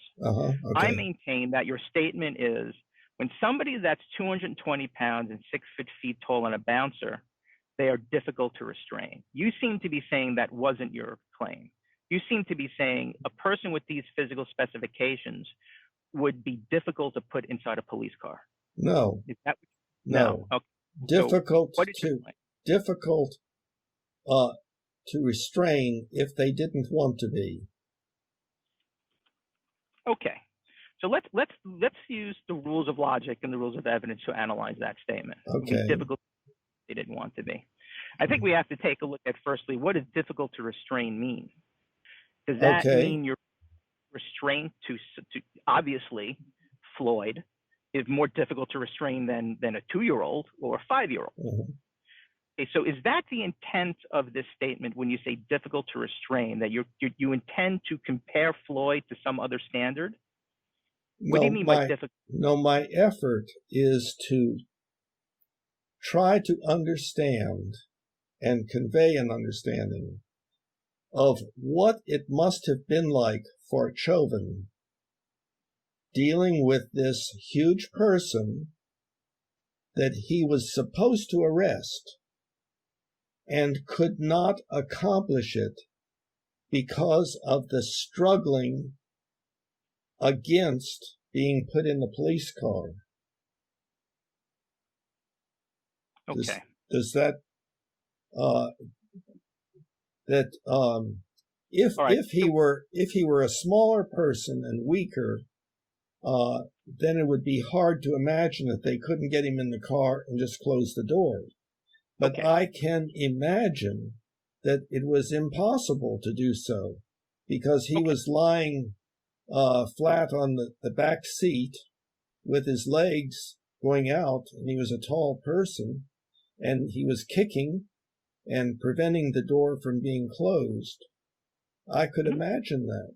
I could imagine it would be very difficult for anybody on that side, on the driver's side, to get those legs inside the door. So I'm just saying that I got it. Does that sound reasonable? No, and let me explain why. I don't think that logically follows. Okay, so let's go into this statement analysis a little bit more. You said, if I could, first we talked about this means that it's difficult to restrain, and then you clarified. You said, well, that's not really what I meant. I understand you to mean that it was difficult, given Floyd's size, it was difficult for Chauvin to restrain and put him in the police car. Is that a more fair statement of what you intend to convey?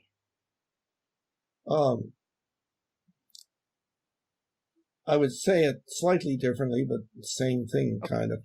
That Chauvin, it looks like Chauvin and the others could not get him into the police car with the door closed, and that one of the reasons was his size and strength, and his agitation and perhaps delirium, and perhaps claustrophobia, and anxiety, and so forth, whatever it was.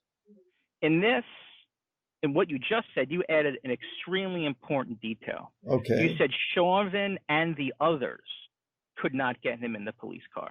Yeah. So is that truly what you meant? So it's not just Chauvin, it was Chauvin and the others. Yes. Okay. I thought that was evident, because what I figure is if Chauvin was on the passenger side, then there were the other officers on the driver's side trying to get those legs in the door and could not do it. Okay. So I do not think, and Chauvin probably went around to the passenger side. He may have been on the driver's side, and he and or one or more of the police may have been trying to get those legs into the car. And I don't know that that's what happened, because there's a gap in the information that I so far have seen.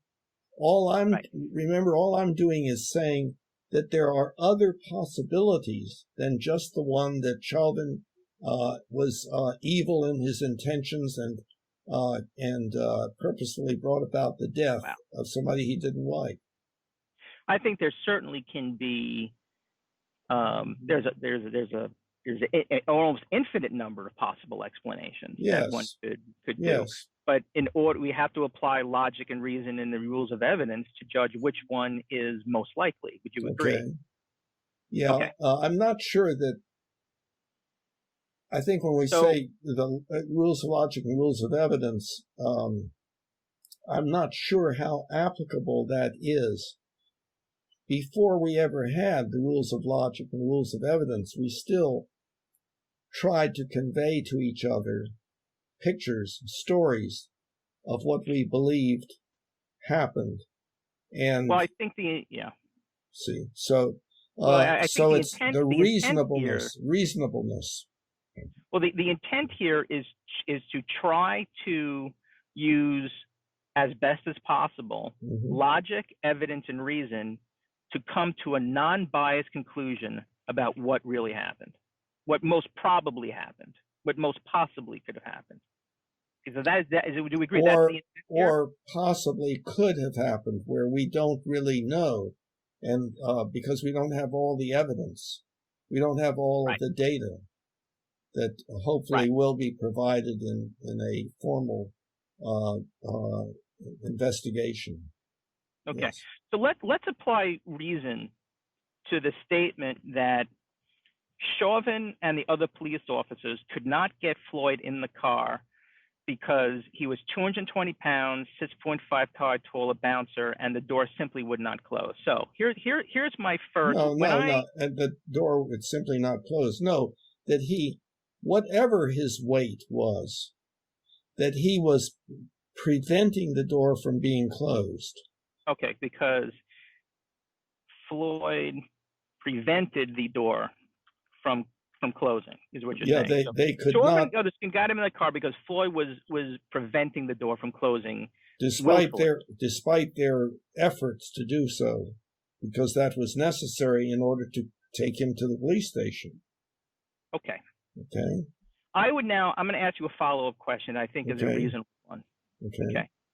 I mean, does that sound that first one? Am I cleared of that? Yes, you're cleared. I understand. Now I understand much better. I understand much better what you're saying. Much better what you're saying now. Okay. Yeah, because you kind of clarified. You clarified it's not just Chauvin.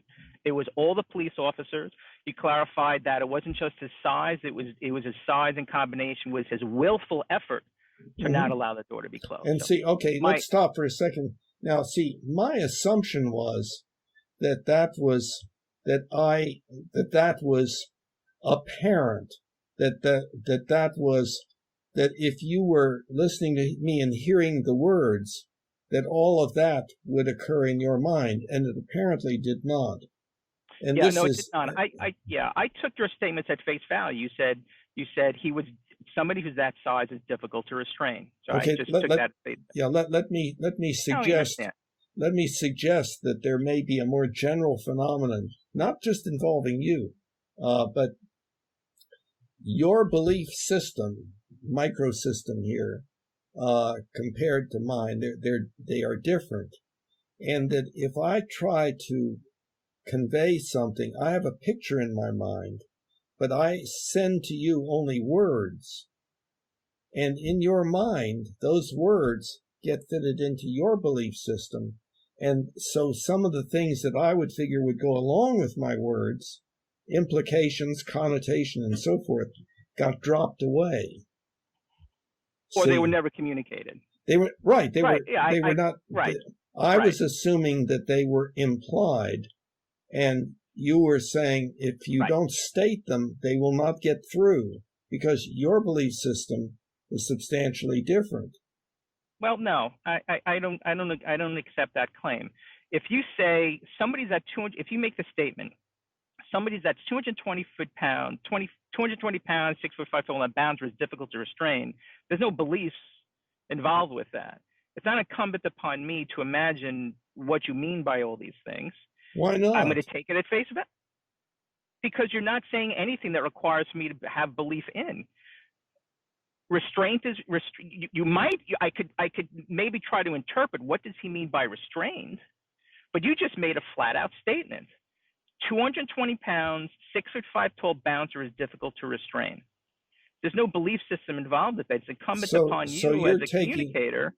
You're just taking that statement, not the context in which it is, namely the whole description. Yes, the whole absolutely. Absolutely what? Absolutely, I'm going to take that at face value. And that I try to, if you recall, I tried to refute that statement when you said 220 pounds, bouncer, difficult to restrain. I said, wait a minute. You have to look at all these other things, and yes, you objected to me looking at those other things. So no, I attempted. I don't think I did. Ridiculous. It's getting to be ridiculous, Bill. It really simply is. Well, I'm sorry. I didn't mean to be ridiculous or offend you or whatever. But this is an interesting thing. I was figuring that all of the information that I was giving was presenting a context, and that you were maintaining that context. But you were saying, it did maintain a context. It maintained the context that I was just taking at face value. That he said this person is difficult to restrain. I said, okay, that's what he's saying. But I don't want to, this is not the topic. I would like now that we have an agreement upon just what you mean. Okay. And let's just communicate so we're clear. Okay.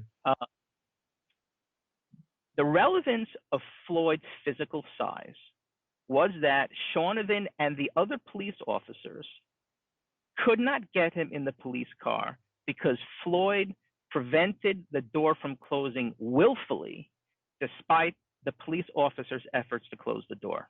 Mm-hmm. Is that correct? I believe so. Okay. I mean, I think that that's what happened. We don't have that information. That's speculation. Right. So now I would ask you, I think it's a reasonable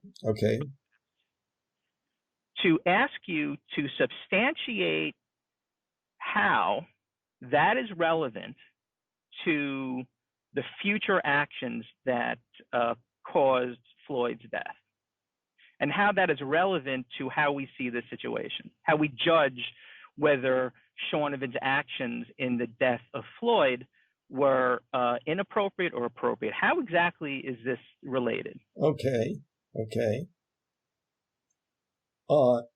I'm making the assumption that Chauvin believed it was important to arrest Floyd and not let him go. I am making the assumption that Chauvin and the police officers did put forth their best effort to get him in the police car and found that they had been unsuccessful. And therefore, something else had to be done. I am making the assumption that when Chauvin pulled him out of the police car and pinned him down to the ground, that Chauvin had some kind of plan or idea or set of beliefs about what the best procedure would be at that time. Those beliefs could have been incorrect. It could have been the wrong thing to do. But the question would be, for instance, if you were in Chauvin's place, what would you say was the right thing to do? It is so easy to say that somebody did the wrong thing to do and not be able to say what they should have done instead. Okay. But the thesis here, the question is whether Chauvin was acting in a bad way or in a good way. And everybody, just about everybody, assumes that he was acting in a bad way. I'm saying that there is an alternative. I understand. I don't know whether it is so or not. I got it. Okay. So you I like to do the same thing with this derivative. I like to do the same thing we did with your statement of Floyd's physical characteristics being relevant to his ability to be restrained. I'd like to do the same thing with what you just said with regards to how all of this is related to Floyd's death. So, because I feel that you're trying to make a claim here, but I'm having a difficult time understanding just what that claim is. So let me try to relay it to you. What it sounds like your claim that you're making. It sounds like the claim that you're making is when, I could abstract it to say when a person, but let me just stick with Chauvin. Mm-hmm. Sounds like what you're saying is that when Chauvin was not able, when the police officers were not able to get Chauvin in the police car, Chauvin, as the lead officer, took it upon himself to establish leadership and take additional steps to restrain Floyd, and he did so by pinning him to the ground and holding his hand on his neck. No. Okay. Knee. Right, knee. Sorry, holding his knee on his neck. So is that fair? Is that your claim? It's a little bit. It's just about that, right? That what he decided. Again, I'm speculating. I do not know. This may not be correct, but it is. I know. That's okay. It is a possibility that he was saying, this guy is perhaps delirious or not. He may just be completely revved up with his methamphetamine and fentanyl and so forth. And he is a fighter, a bouncer, and so forth, and that he is the one big thing in his mind, in Floyd's mind, is I got to win this struggle. I've got to prevent from being put in the car where I'm claustrophobic and so forth. And that Chauvin came to the conclusion that the best way to handle this was to immobilize him for as long as necessary until the fight was gone. And this person that I know that had 15 to 20 years of martial arts, extreme martial arts and so forth, said that's what you do. That a person, like if you're in the ring and the person's bigger than you, you have to wear the person out and so forth until they can't do what they were doing. So here,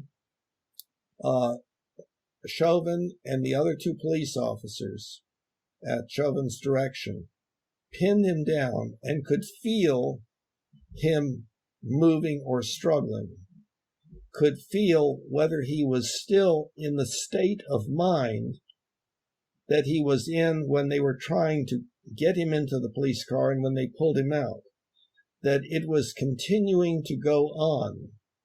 And so that Chauvin Chauvin's plan was to keep him immobilized until all of that kind of got exhausted, and he then would become more manageable. And so the knee on the neck was in the place of an arm or hand. And I don't know how to do all of that, but there's different holds that can be done. It looked to me like that was probably the one that indeed allowed Chauvin to be at some distance face-wise from Floyd, who indeed was positive for COVID, by the way. So oh my God. so Oops. so Chauvin, not knowing that, still was keeping his distance, not inhaling the breath of this guy that was shouting and so forth. And so well, let's wonder. Well, in order for that claim to be reasonable, he had to have previously known that he currently has COVID-19. No. We wear masks not because we believe the other person has it, but because we're trying to prevent it. That's a general rule. No. I mean that Chauvin. I thought you said that Chauvin. This isn't really relevant, but an interesting side note. You said that Chauvin knew. Oh no. That you said that Floyd had COVID-19 and Chauvin was trying to get away from him. No. See, here's a breakdown in communication. Good example. What did you say? He was later, autopsy, found to have COVID. Okay, so I'm going to ask you. That's just an incidental. How does that help inform us? I'm sorry, you're frozen. You're frozen. Sorry. Taking his actions. Okay, you were frozen all that time. I kept saying you're frozen, you're frozen. Say it again, please. I said, how is that relevant to Chauvin's actions, given he was not aware of that information while he was dealing with Floyd? It's not. It was perhaps a mistake of mine to introduce that. It was a little bit of, what would you call it, irony or something like that. I was saying that my friend suggested that who knows about martial arts was saying that ordinarily this would be done with arms or hands, but that would put you very much in the face of the other person, and that therefore he was probably using his knee in order to keep distance,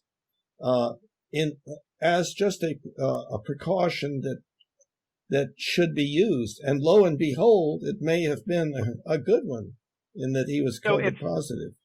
So if that was the case, how do you explain the fact that none of the police officers were wearing masks, and that Chauvin himself took other actions to get much closer to him, for example, to handcuff him and put him in the car and wrestle with him? That claim seems to be unreasonable, that he somehow was concerned. So the idea here seems to be Chauvin was concerned about his own safety with regard to COVID-19, and that's why he used his knee instead of some other form of restraint. Well, if that was so, then you would seem it would be reasonable that he would be wearing a mask. The other officer would be wearing a mask. He may have tried to use a taser. He may have, not wrestled with him to get him in the car. So that's difficult for me to accept reasonably. I don't. In other words, what you're not accepting as a possibility is that Chauvin was using his knee instead of his arms around the neck or his hands in a particular position, chokehold kind of thing. And I don't know. That's just speculation. Right. It's fun to speculate these things. Yeah. Right. So. But it would be understandable for him indeed to use his knee rather than to get down in Floyd's face. So. Well, I just think it would be reasonable for Floyd, the justification from a certain perspective Chauvin, God Almighty, Chauvin using his knee is simply that it may have been the most effective way to get compliance from the suspect. So Well, just that alone I asked my may have friend. been. I asked my friend about this, and he said that it's more usual to use arms or hands, but that this could be a reason why instead using the knee. Right. And So I did not go into detail as to how often it's used, how well it has been sanctioned as okay or disapproved of as never to be used, or right. somewhere in between, and so on. So let's get to this claim that this course of argumentation that you're going through. Your further claim is that given the failure of all officers, given the failure of all officers to put Floyd in the car, the lead officer, Chauvin, took it upon himself to take additional steps to restrain Floyd and essentially to immobilize him as long as necessary until the fight in him was gone. Is that a fair, am I characterizing your secondary claim properly? Well, it's the claim is that is a possibility. Right. Mm-hmm. So yes. Did I relate that? That's correct. Okay. I need you to further define, when does immobilization happen? What does immobilization mean? Oh, okay. What I have in mind is that what they were doing was preventing him from moving, even though he would try to. So in other words, if you tried to move your arm, but it was held, you wouldn't be able to move it. Okay, so there's the act of trying to move it, which can indeed be felt, and there's the actual moving of it, if it is not restrained. Okay, so immobilization means to prevent somebody from moving even though he would try to. Right. Yeah, that sounds right. Okay, so now I'm going to present I'm going to present an aspect of this situation that I don't think either of us can claim didn't happen, because I think it's one of the few things in here that is almost black and white, because there was a videotape of it and a time code associated with that videotape. Well, there's actually two things I want to say. Before I go into the idea of whether he was immobilized, when exactly within those 9 minutes of his knee being on his neck did Floyd become immobilized, and whether or not your definition of immobilization is fair when you have your knee on someone's neck and they're suffocating, because when you have your knee on someone's neck and they're suffocating, in the process of suffocating, you go through involuntary flailing. No, but see, but that's not. But he was not suffocating.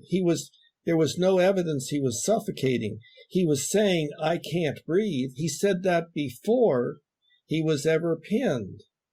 Well, and what you're doing is not what Chauvin did. His knee was on the back and side of the neck as the head was turned. It was not compressing his trachea. There was no evidence that his trachea was being compressed. What the danger might have been would be blood flow to the brain, as I understand it. But I don't know what would be necessary to bring that about with that knee restraint. I think that the amount of pressure would be involved, and Chauvin could have used too much pressure without knowing it, or with knowing it and wanting to do so. I do not know.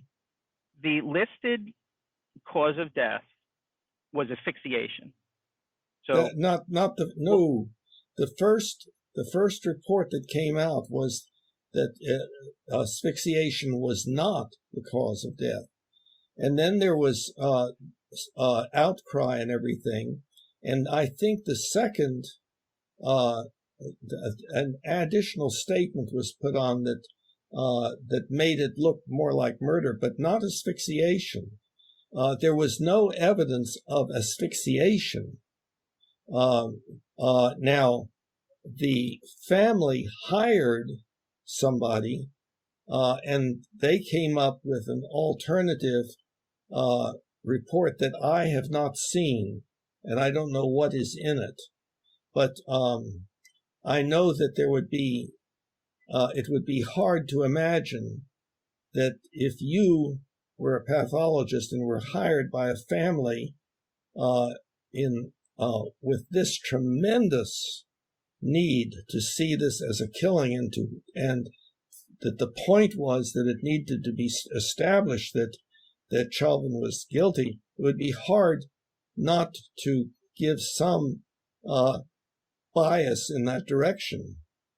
So, Bill, is your claim here that when, I don't know how tall Chauvin was, is your claim that, I don't know just how relevant this is, but I'll entertain this line of thought in a minute, just because it's fun.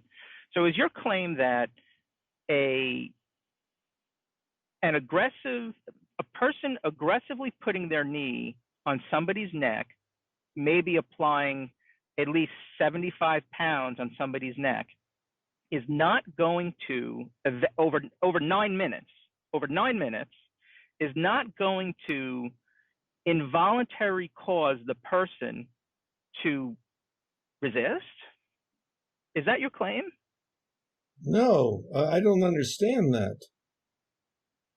Well, here's how it's relevant to this claim of immobilization. You stated that immobilization means preventing somebody from moving even though he would try to. Okay. So, okay. So that's what Chauvin is waiting to see.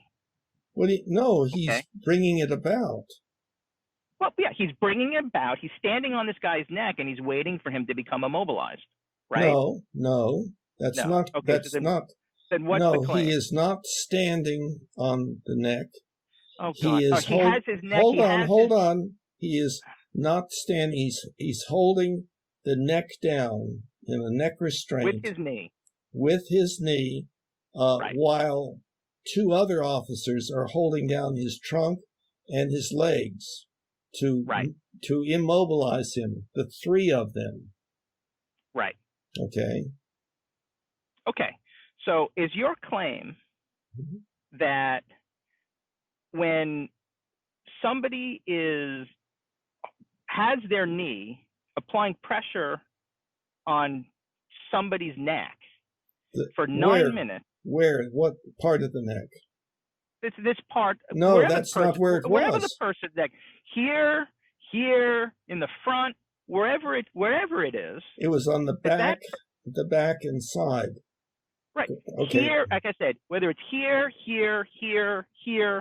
wherever it is. Makes a difference.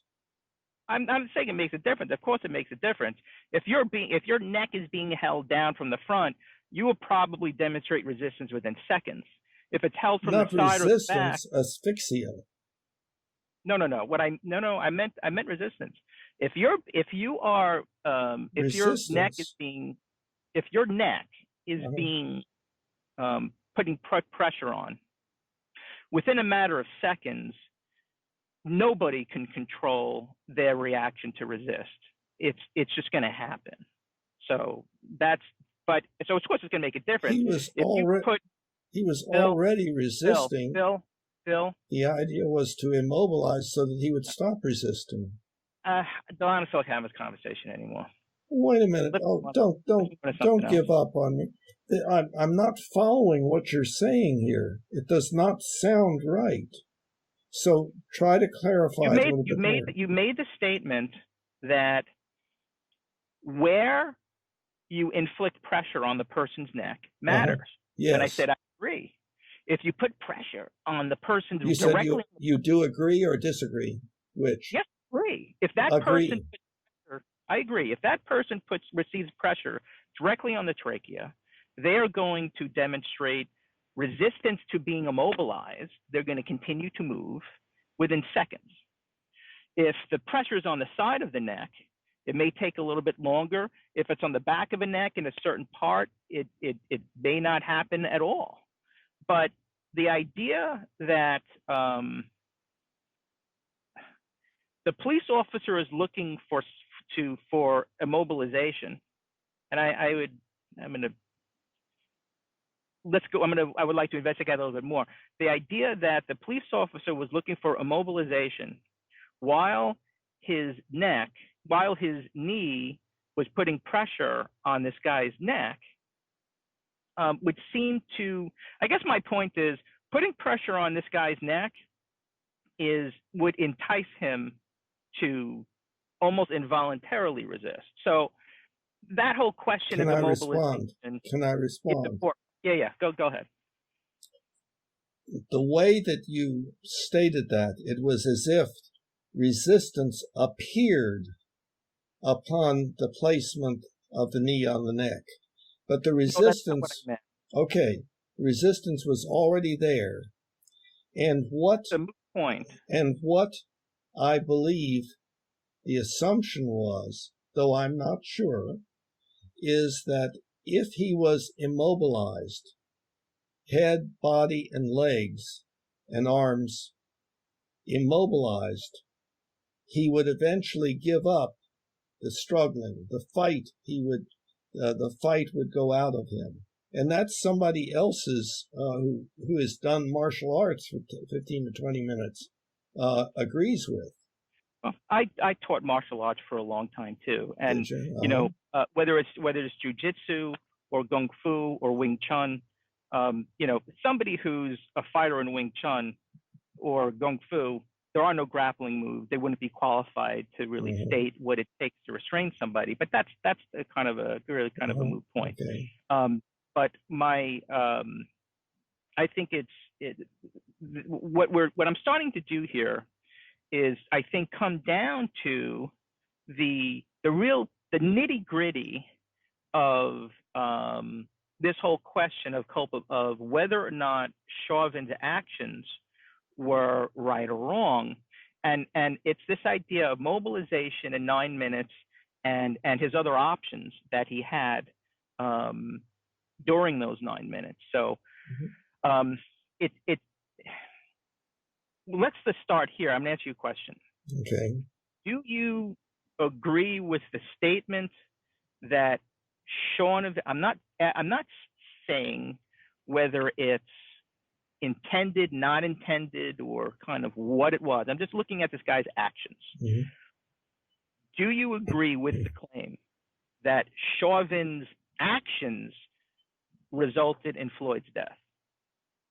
His action of putting his knee on his neck was that if Chauvin did not put his knee on his neck, Floyd would not have died. No,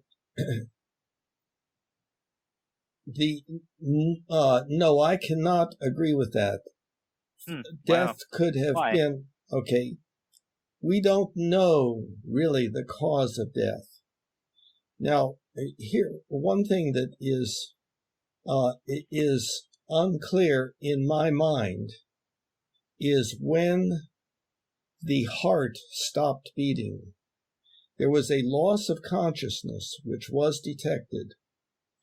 When that occurred, my imagination would be that Chauvin and others would look to see if he was still breathing. If he was still breathing, then the question would be, how long did he continue breathing? And then, the loss of consciousness could have been the equivalent of fainting.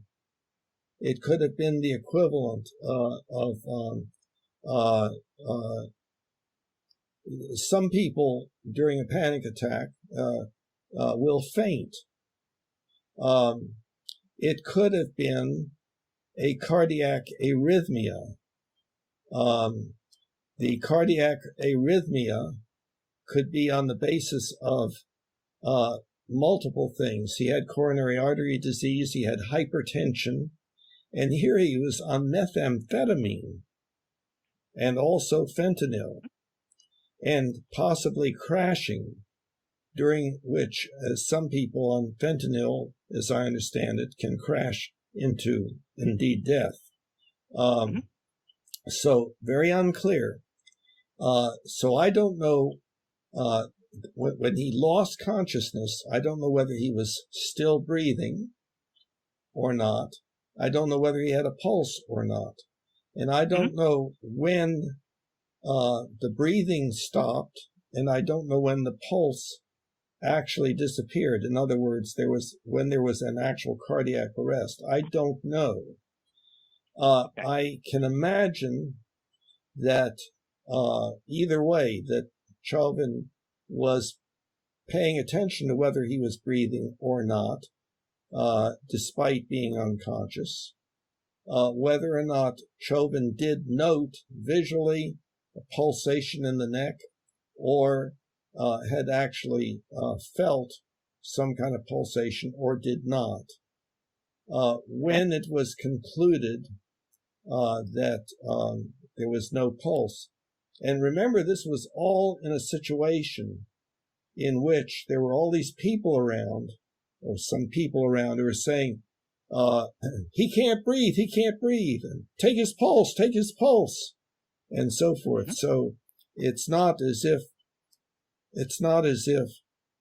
the issues were not there. And I don't know whether Chauvin at that point did the right thing or the wrong thing. I do not know. So in this sounds very notoriously like many other crimes, where when it comes down to exactly, specifically, second by second, millisecond by millisecond, what this person actually did, what his senses were telling him about his pulse, what was going on in his head, is relevant, right? It is relevant, yes. Yes, it's very, very relevant. And that short of a court case, to actually have a jury of Chauvin's peers, which is going to happen, judge whether or not what the prosecutor claims or the defendant claims was happening during those 9 minutes, a jury is going to decide who to agree with. Now, before that happens, with almost any high-profile case, the public forms an opinion based on the available evidence at the time. And so, notwithstanding a deeper analysis of what actually happened during those 9 minutes, which will be judged by a jury eventually, do you think, I'm not asking if it's correct, I'm asking for you, do you think it's reasonable? Do you think it's reasonable for the general public to assume, based on that video, that Chauvin's knee on this person's neck was the cause of Floyd's death? Is it reasonable? It is understandable. Or is it understandable? Yes. So it I is know that that's what would easily come to people's minds, because it's the simplest possible explanation. Knee on the neck, death. Well, knee on the neck caused death. The problem is that that may not be so. No, it may not be so. So it's reasonable to conclude that the cop's knee caused Floyd's death. No, not reasonable, but what would I say? Likely to happen, because I don't believe that people are particularly reasonable. I think that they are very emotional. How about, is it appropriate to conclude? To conclude what? Is it appropriate for people to conclude, based on what they've seen, that the cop's knee caused Floyd's death? I don't think it's appropriate. I think it is something.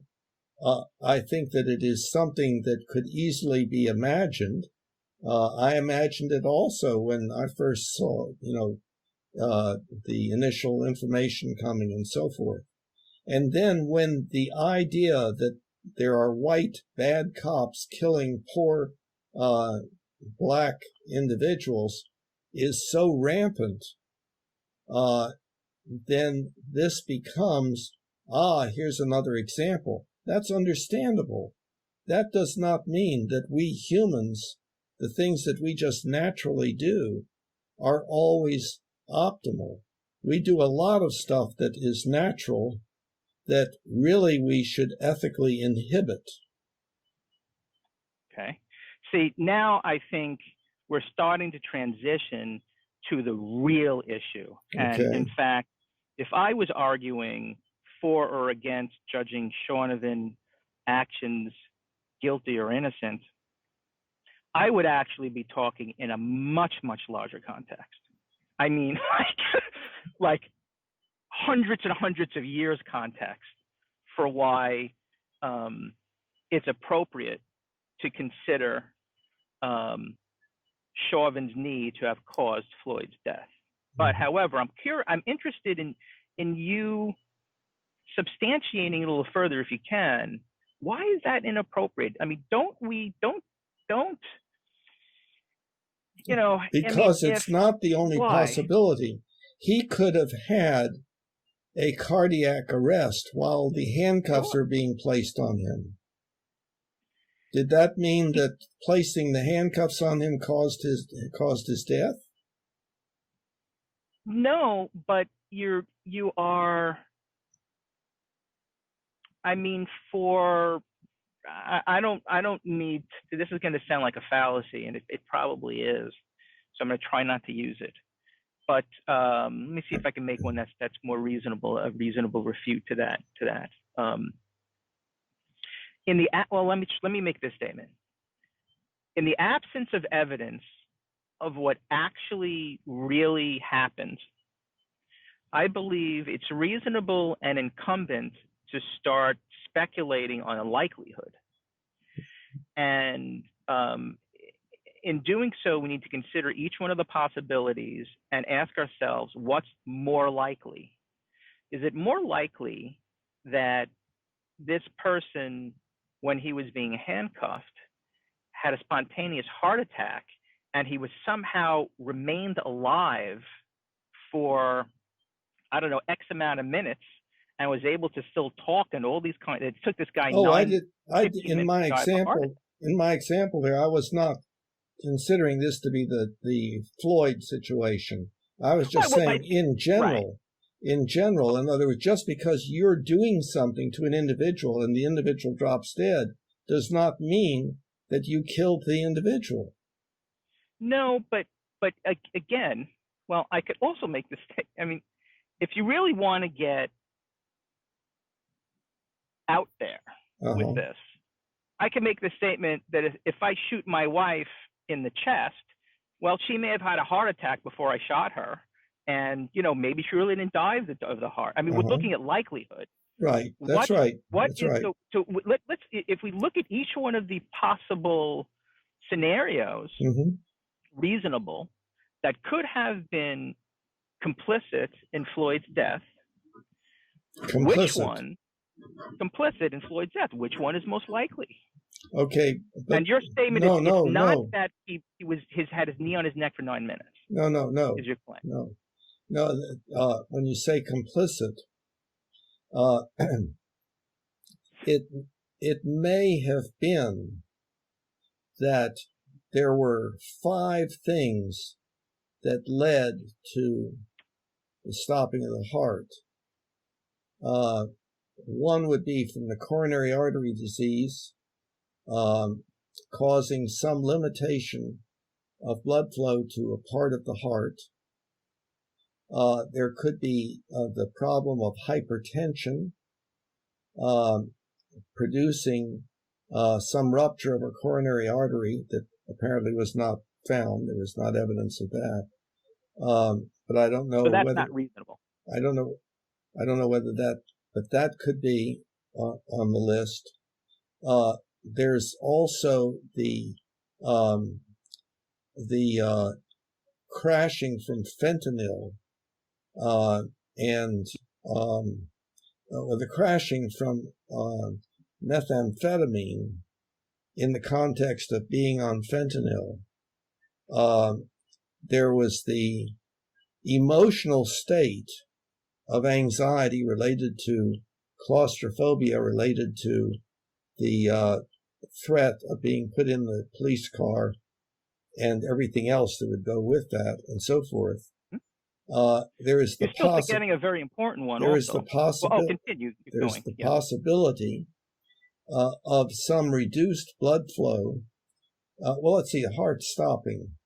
Well, there's the possibility, and some have suggested, that what happened was that there was reduced blood flow to the brain because of the knee pressure, that reduced pressure resulted in hypoventilation by the brain. In other words, it's slowing down of respiration and producing an excessively low oxygen level, hypoxia. Okay. So in that case, caused by laryngeal constriction. Okay, but the relevant, what's materially relevant to that claim is that the cop's actions of putting his knee on the person's neck was complicit in the person's death. So you do acknowledge that. Well, the problem, a very important part of this is the putting of the knee on the neck may have been completely appropriate in a general situation, but unknown to Chauvin, this particular individual would suffer suffer a cardiac arrest and die, or whatever it was that happened.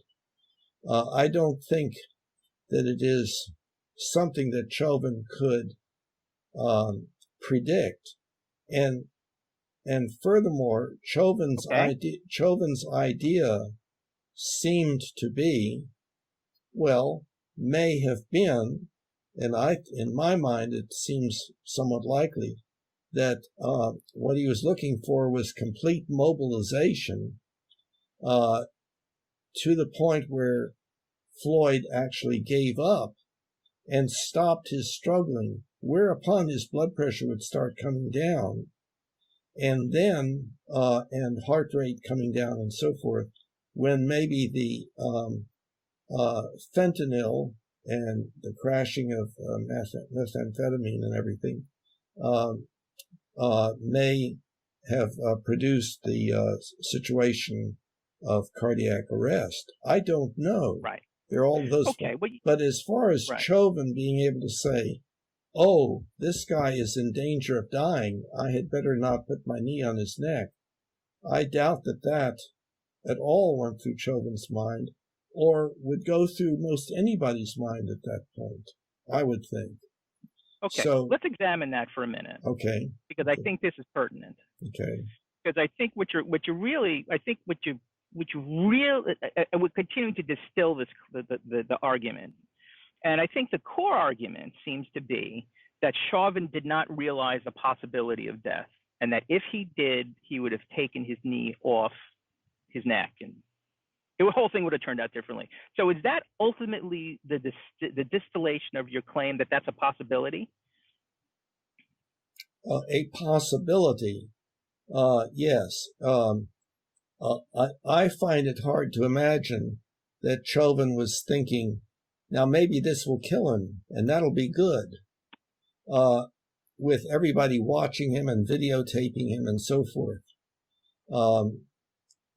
I think if we have no empathy for Chauvin, if we can regard him any way we want as a vicious chimpanzee-like person who quite easily would kill and eat you and so forth, if we have no wish to consider Chauvin to be a fellow human being, and to figure out what he maybe was thinking about, and then to listen to him and find out what he was thinking about and how he was interpreting things at each point along the way. If we don't have that empathy, yeah, that's fine. That's what we do. We lynch people. We go to war. We kill people. Yeah, I got it. You're distracting. You're creating. You're doing an argument by emotion. No, I'm fallacious. No, I am pointing out that one of the factors in this is a refusal to empathize with Chauvin. So let's continue with a logical, reasonable analysis of these claims. Well, what did you think about what I just said? Complete red herring. That has no bearing at all with an analysis of this event. You don't think that there is a worldwide reluctance I am not going to allow you to put me on a red herring where I get off the topic at hand. If you want to have another conversation about that, I'm happy to. We can certainly talk about that, but that has absolutely no bearing, in my opinion, at all. I see. And it just serves to distract us from a reasonable analysis of the situation, according to, as best as possible, the words of evidence, logic, and reason. So I thought it was relevant. I thought it was relevant. Maybe I made a mistake. Well, no, it could be relevant to you, and I think it might be. Let's continue to, let's talk about that. But I don't want to go down that tangential argument as a distraction for what we're doing right here, which is an analysis of the claims and a substantiation of the claims. So you had said that there's a possibility that Chauvin did not realize that Floyd could die here. Okay, so I'm going to ask you to whether what I'm about to say is accurate or not. Can I say that because it's possible that Floyd did not realize, because it's possible that Chauvin did not realize Floyd could die, Chauvin is innocent? Is that the claim? No, innocent means not guilty of doing a particular thing that should not have been done. There would be other possible reasons why something should not be done. Maybe it should never have been done, that there was pressure to the neck. I do not know. My best bet is that Chauvin felt that it was appropriate. Right. Well, this is the first time in this analysis I'm actually going to make a claim. Okay. So my claim is that whether or there is precedent in law, and I could cite lots. I don't even think I need to cite, but I could. There is precedent in law that because you did not know the consequences of your actions, you are found innocent. It's actually the exact opposite. That because you don't realize the consequences of your actions has absolutely, positively, not none, but very little relevance to whether or not, you're found guilty or not. That's an established precedent. So what do you say to that claim? Okay. I would say that that our species currently does not necessarily have the very best set of legal procedures, ways of defining things, and so on. I would say that one of the implications of being, quote, found guilty, the way that we do things currently, means that you should be made to suffer in some way if you are found to be guilty. And it's called punishment. And it is also an example of revenge. So I think that is a very unfortunate tendency that we have that comes naturally to us. If somebody makes us mad, we smack them back some way or another. There's this tendency toward revenge, and there's the child rearing issue. You're disobeying me, so I will smack you, or I will make you feel bad by what I say or my facial expression, and so on. And so that's the whole issue of punishment. Okay, so if a person has done something without realizing that they should not have done it, and then we make them suffer, we torture them or even kill them, that does not sound like a good thing. So just because that's the way we do things currently does not mean, in my mind, that that's the right and ideal way of doing things. I think there are lots of things that we do that are not optimal. That's the whole idea of the Humanianity idea, is that we as a species can do much, much better than the way we've always done and the way that we're currently doing. Okay, so let me respond to that claim on two bases. The first basis is this idea of precedent, and that I'll grant for a moment.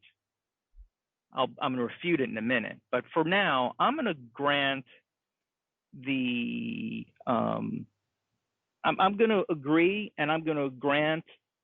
I'm going to kind of approve of your argument that simply because we have a precedent, that doesn't necessarily mean it's the ideal way to behave and to do things. However, precedent is relevant when you're dealing with a group of individuals that have been subject to that precedent for hundreds of years. And now it seems to be we should be adhering to a different set of precedents for this person, Chauvin. So I'm going to ask you, I claim that doing that is non-egalitarian, that you cannot have a precedent that would hold me accountable for my actions despite my realization of the consequences, and now claim that, well, but in the case of Chauvin, he's held to a different standard. So how do you respond to that? Well, I'm not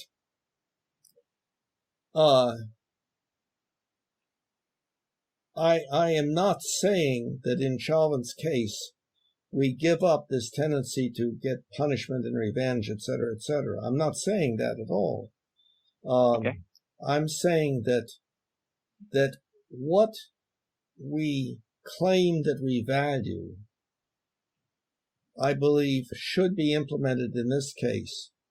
Benefit of the doubt, innocent until proven guilty, and also something a little bit more, that we should try to empathize with each individual, with Floyd and with Chauvin, that we should try to understand each other and ourselves, to understand in some objective way, and to empathize in the sense that we don't want people to unnecessarily suffer at what happens to them, or by virtue of what they do, or what we do to them, or the mistakes that they or we make, and so forth.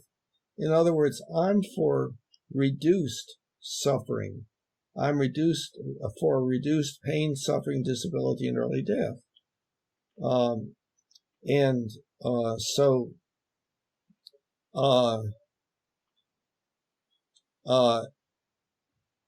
Well, I guess okay. That's what I'm. Yeah, that's it. Okay, so let me now propose a consequence of what you just said. Uh-huh. So you just said that you are not claiming that Chauvin should be held to a different standard than has been the precedent for other citizens to be judged against. Okay, is that right? You said that's not what I'm you're not saying. entirely sure whether we're talking about the legal issue or whether we're talking about how we treat children. So we need a little clarification as to what you mean. Well, I believe we the need to idea, follow the law.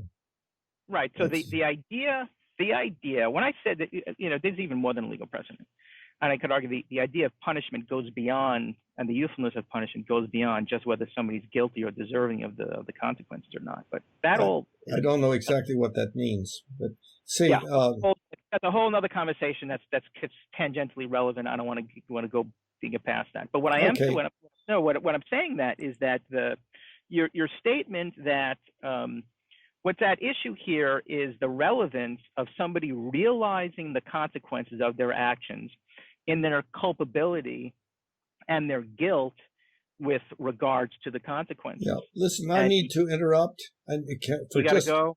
No, just Okay, for a few minutes. Can you wait? Okay. Yeah, I can wait a few minutes. Had a bathroom break, I take it. Yeah. Okay. I'm back. So we were talking about the idea that somebody's failure to understand the consequences of their actions, what relevance does that have to their subsequent finding of their innocence or guilt, or the responsibility for the consequences of their actions? And I maintain that there's been a long precedent, I would argue legal and just within the popular zeitgeist of society, that understanding the consequences of your actions is irrelevant to whether or not you're held accountable, for the most part, for your actions, and whether you're found innocent or guilty. And you had said that you're not saying that somebody's failure to recognize consequences makes them innocent. So is that true? I'm not sure. In the first place, we have to ask whether when we're using the word innocent, we're talking about the legal definition of it, or what people generally mean. And there's a general feeling that if a person is innocent, then you treat them okay or well. If a person is guilty, then they have to suffer in some way. Now, there may be exceptions to that in the way that people feel about certain situations, but that's the general way of looking at things. Now, innocent and guilty, the legal definitions, I do not claim to know and understand them well. And I know that there's first and second and third degree murder and manslaughter and all of those things. And I don't claim to be proficient in knowing that the reason for having a trial primarily is to decide whether or not to make this person suffer or die, and how much the person should be made to suffer, or how much their life should be ruined by virtue of or because of what they did. And it's based upon, it's something that has not worked. We're still committing horrible acts all over the world. And there's stuff going on now that's even worse. But anyway, did I answer your question? Yeah, and I think for me, legal or otherwise, I think that it may be immature of us as a species to do so. It may be non-optimal.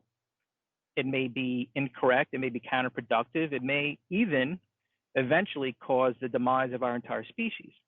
But right in the current moment, the societal precedent and the legal precedent is that understanding the consequences of your actions in no way, or very seldomly, in most situations, do not in any way change somebody's responsibility for bearing the responsibility of those consequences. Therefore, the idea that Chauvin did not understand what he was doing, I maintain, this is my claim, is completely irrelevant to his innocence or guilt, both legally and in society's judgment.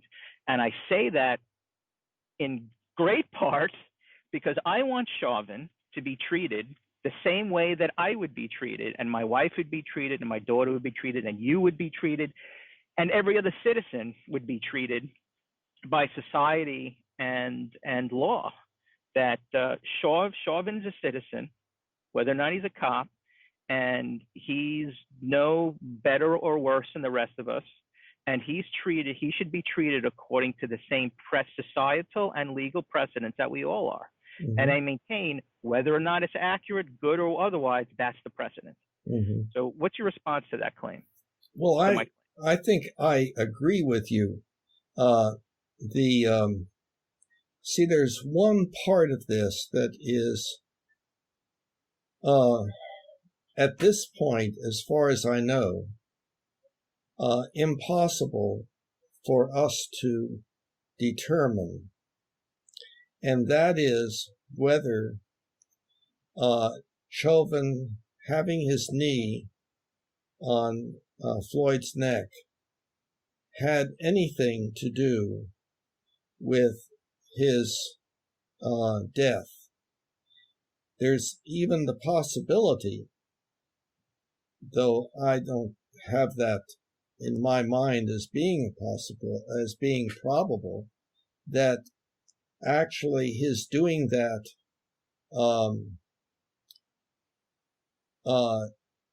enabled Floyd to live longer. I think one would have to ask, for instance, what would be happening if Chauvin had not undertaken what he believed to be the right thing to do, presumably, namely to completely immobilize him until he calmed down. What would be the alternative? For him to be up and fighting with everybody? What exactly would be the right thing to do?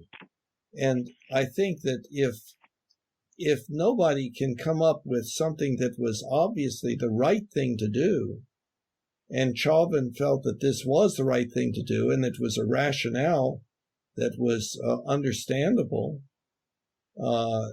then we could say that death occurred, but it was not caused by an inappropriate action.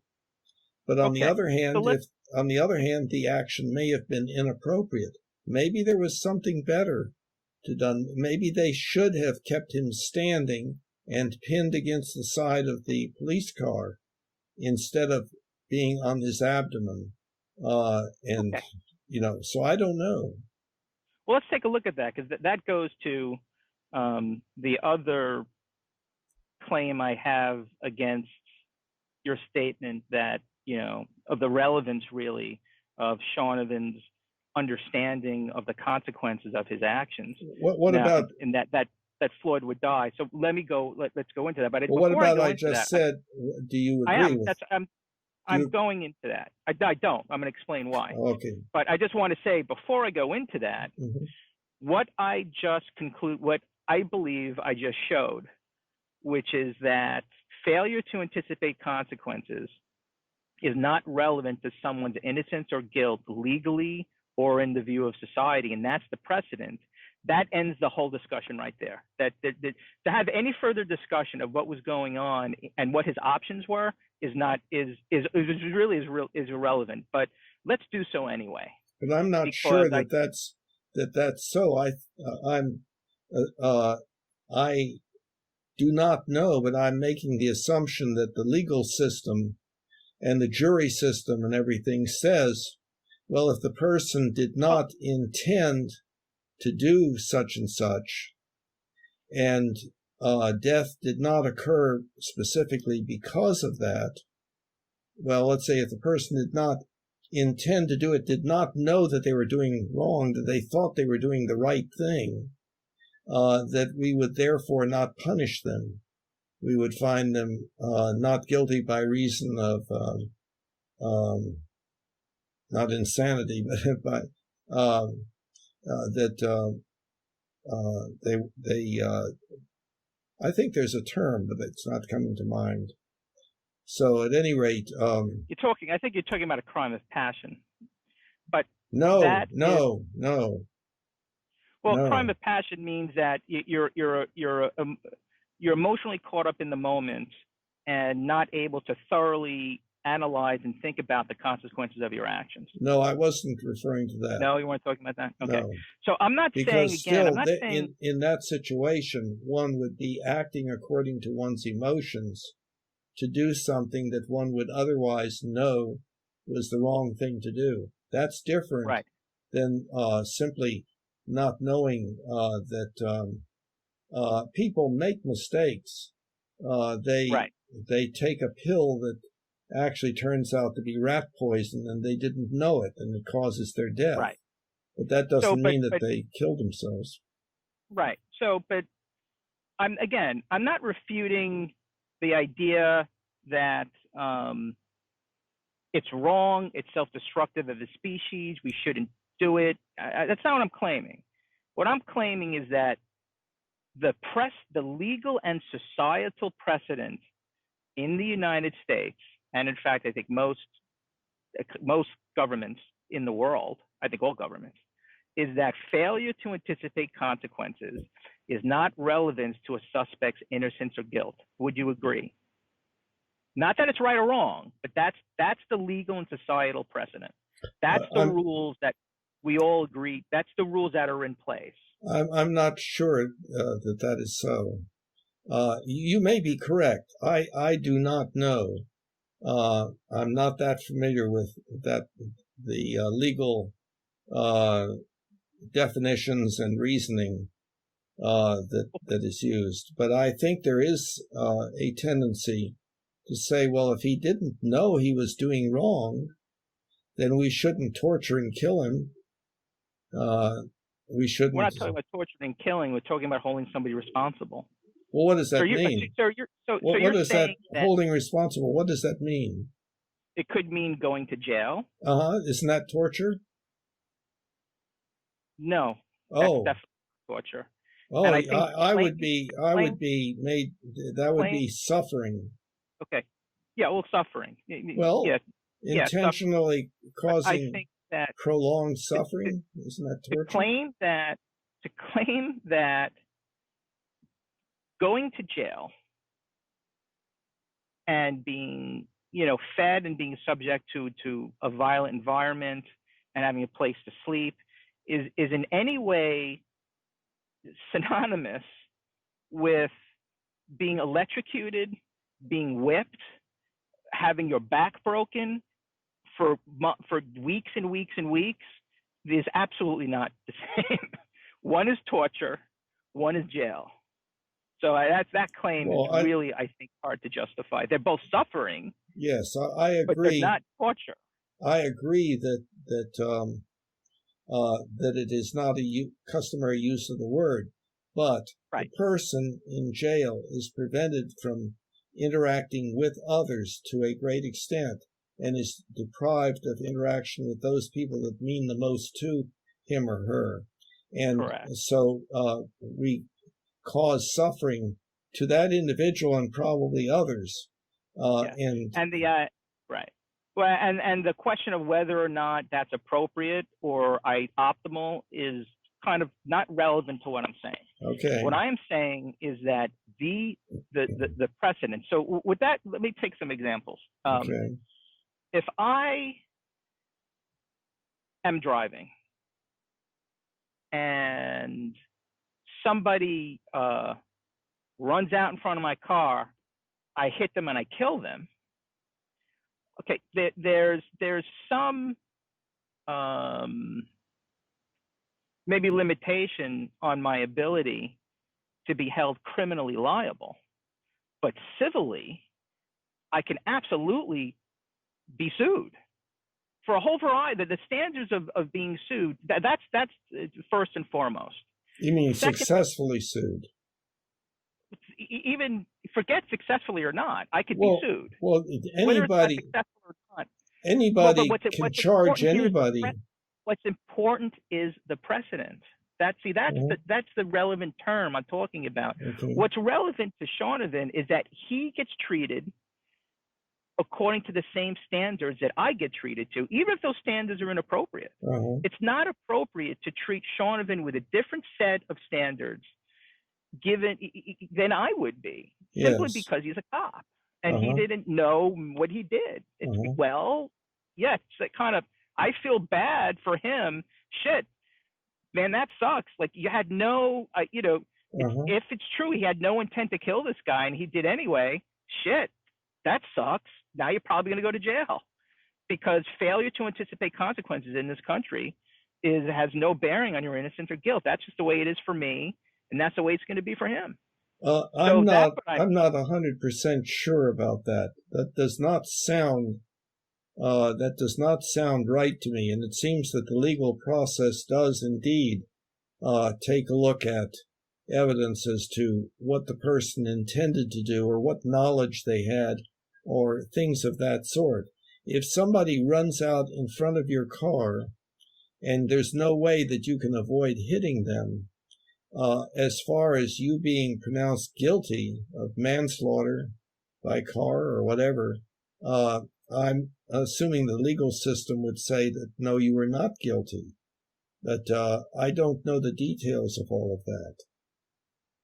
So you're claiming that there is no precedent in society or law that failure to understand the consequences of your actions is somehow contributes in a material way to your innocence. You're saying that actually happens in some kind of material way, and that just seems to be just patently not true to me. Okay, well, I guess we need to go back over it.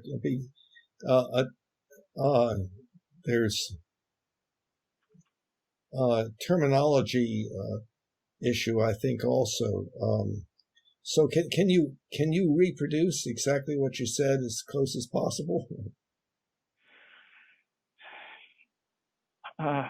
The exact term that I'm talking about, it's a Latin term. It's called ignoranta juris non exutas. I'm not sure exactly how to pronounce it. And it basically means ignorance of the law is no excuse. And it's what I'm talking about is kind of like an extension of that. So let's start with that. Are you aware of this idea in law and society that states that ignorance of the law, that this doctrine, that ignorance of the law is no excuse? Yes, I am. But that is slightly different. It's different. It is slightly different. Let's clarify the difference. A person could do something wrong that they believed was wrong and not know whether there was a law against it or not.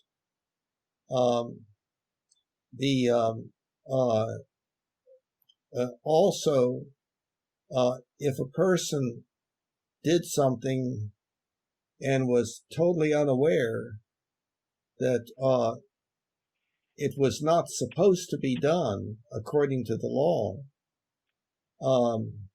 and that was believed to be so by the judge and or the jury, I think the person would be treated differently.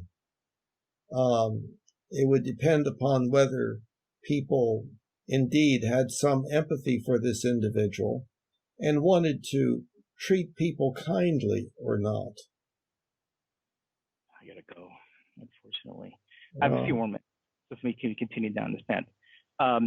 Similarly, in a similar way that ignorance of the law is not an excuse, in many, many, many cases, ignorance of the consequence of your breaking the law, which in a way can be argued as a form of ignorance of the law, is also no excuse. That if, again, if I commit a crime and I didn't know that my actions were going to result in a crime, well, that's it's, you know, very often neither here nor there. It can be argued in court, and a judge and a jury might decide to be lenient on somebody that didn't know. But the reality is, if I shoot somebody, or if I hold my knee on somebody's neck to restrain them, okay, I'm going to have a court case. I'm going to be held. I'm going to be judged whether or not I'm liable for those actions, even if I didn't intend to kill this person. And a judge and a jury is going to decide whether the case that I make, that my failure to understand that I was killing this person makes me innocent, is up to the judge and the jury. okay. In a similar way, the same standard needs to be applied to Chauvin. That's applied to me. That's all I'm saying. Well, I'm not saying a different set Okay. of standards should be applied to Chauvin. I'm not saying that at all.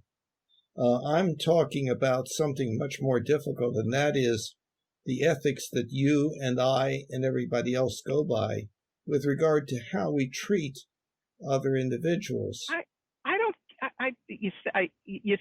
I'm not communicating Okay. what I'm saying right.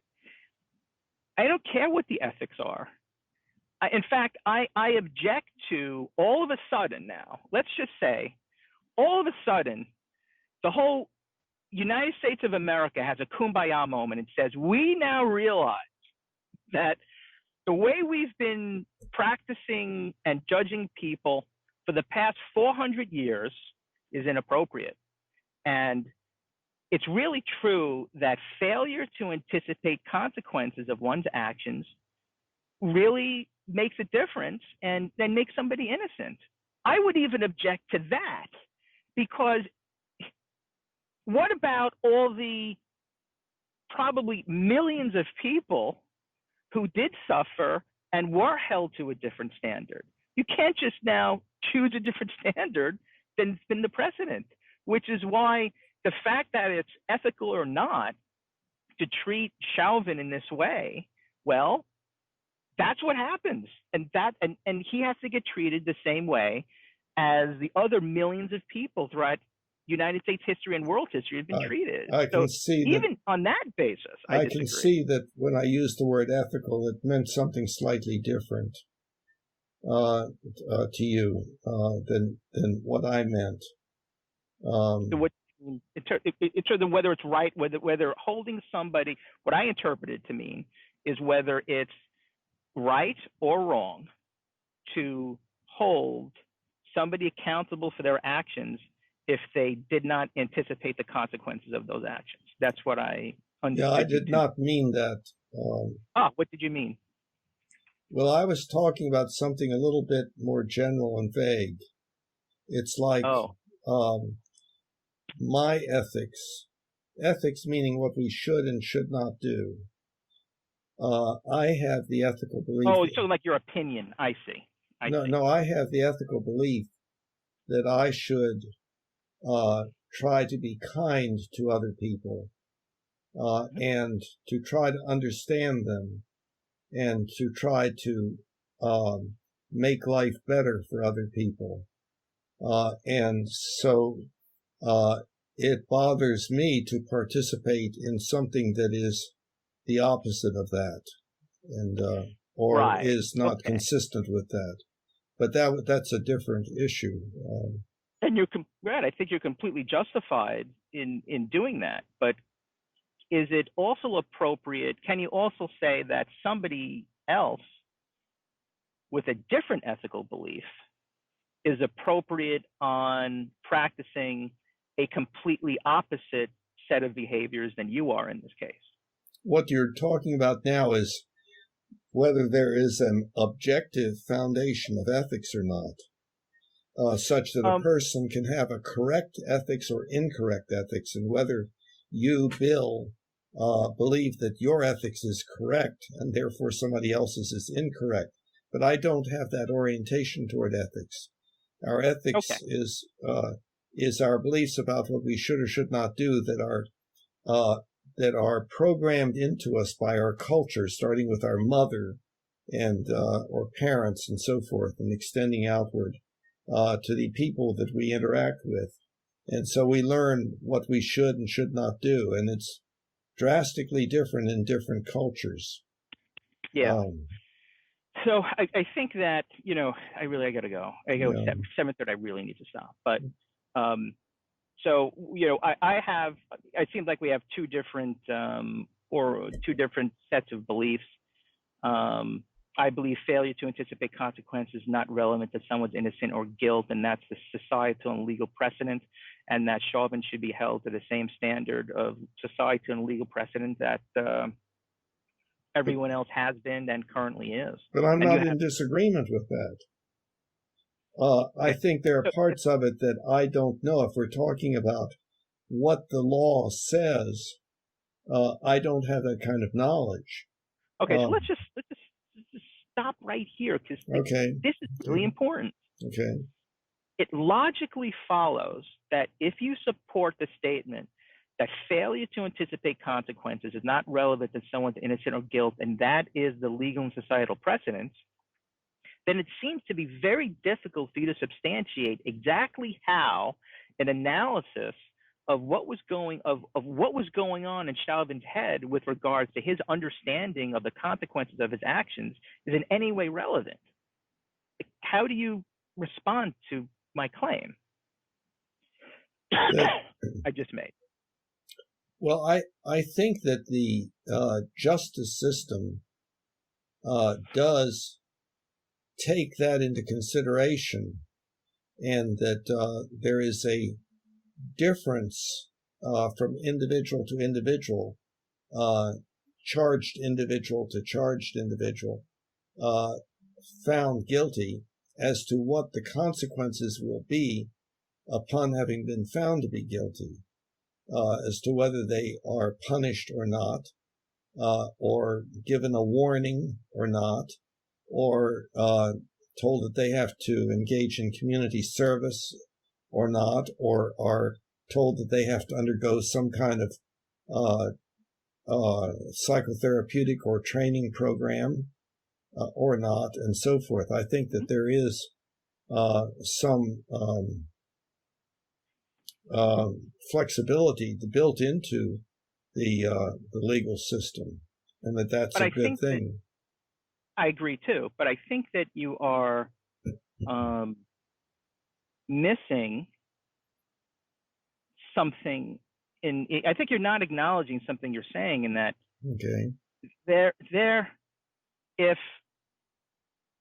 if you perform an action and you have to go to therapy, you're found responsible. You're in a sense, the therapy is, you could argue, is a form of consequence that you have to bear responsibility for your action. So, for example, if I take an action and I'm not culpable at all, nobody is going to say, well, you need to go to therapy. There's some, I'm complicit in some way to the consequences of the actions, to the consequences of my actions. Well, you said so. Not even culpable. In that situation, you said not culpable. I don't know what the situation is. You're talking about. But when I'm saying it doesn't matter, what I'm saying is all you're doing by stating that the law seems to vary the punishment that someone who's guilty has to bear is in no way relevant to my argument that the person failure to anticipate consequences. It doesn't matter. He's still found guilty, and he has to do something. He has to do community service. But he may get away with a warning. But some of those things are not punishment. They can be something that is very valuable to the person. Whether or not it's, I didn't say in failure to anticipate consequences is not relevant to whether or not somebody's punished or not. I said failure to anticipate consequences is not relevant to someone's innocent or guilt in a legal or societal precedent. It just means that there's nothing to do with the how much punishment you need to bear. That's completely different. But the idea is, if you don't know what the consequences of your actions are, it in absolutely no way, it might be relevant to what punishment you get, but it's rarely, if ever, relevant to whether or not you're found innocent or guilty. Yes, well, again, I do not know. I keep saying that I do not know the legalities, the terminology, and the reasoning, and so forth. I don't know. You may be correct. I'm not disagreeing with you. Okay. So in the time we have left, this is 5 minutes, I just want to, so that was my first claim to refute the relevance of Chauvin's understanding of the consequences of the actions he had of putting his knee on his neck, that ultimately it's not relevant for the reason I just stated. Failure to anticipate consequences has never been relevant to someone's innocence or guilt in a legal or societal context. Now, there's another more, I think, there's another claim that I have that refutes that, which speaks directly against this idea, which refutes the idea of he did not, this realization that he did not realize. When I think about, when you had said before, and you had said a couple of times, you had said that people were screaming, he can't breathe. He doesn't have blood, or whatever, the audience that was around him, that was watching and videotaping all this. And you had said it, if I recall, in response to egging Floyd on to get him to continue to resist and everything. Well, I'm not saying that would not be a. Oh, okay. I don't think they were egging him on. In other words, I just think that it increased his belief that if he said it enough, that there was a chance that it would result in his being let up, because he was figuring that the police would be responsive to the others there who were saying he can't breathe and so forth. In other words, that he would have felt that there were other people on his side, so to speak, and that. And that's maybe not egging him on. Okay, that does speak to the intention of the crowd, but I was characterizing exactly what you just said, that the crowd statements had the effect of Floyd on making him motivating him to continue to resist. Let's just leave it at that. Okay. Well, the crowd statements, if Floyd heard it, that means that Chauvin heard it. Yes. And when I think about 9 minutes, I think about just how long of a period of time that is.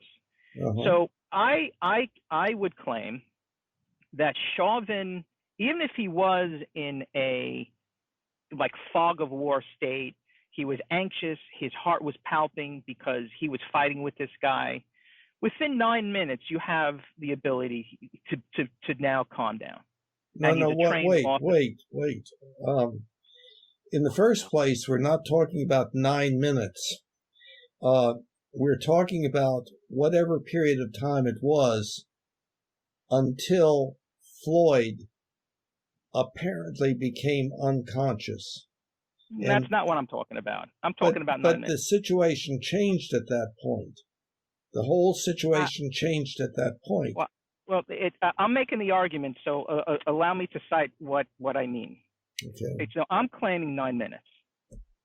Okay, so if Chauvin held his knee on the suspect's neck for 9 minutes, okay, he was, I could argue, in that 9 minutes, he had not only did he have the opportunity to calm down, but he also had the opportunity, ample opportunity, to reflect on the consequences of his actions. Now, that alone, I feel, Chauvin had the opportunity to realize he had the opportunity to have situational awareness of what was happening. Oh, of course. Over 9 minutes. Yes. Right.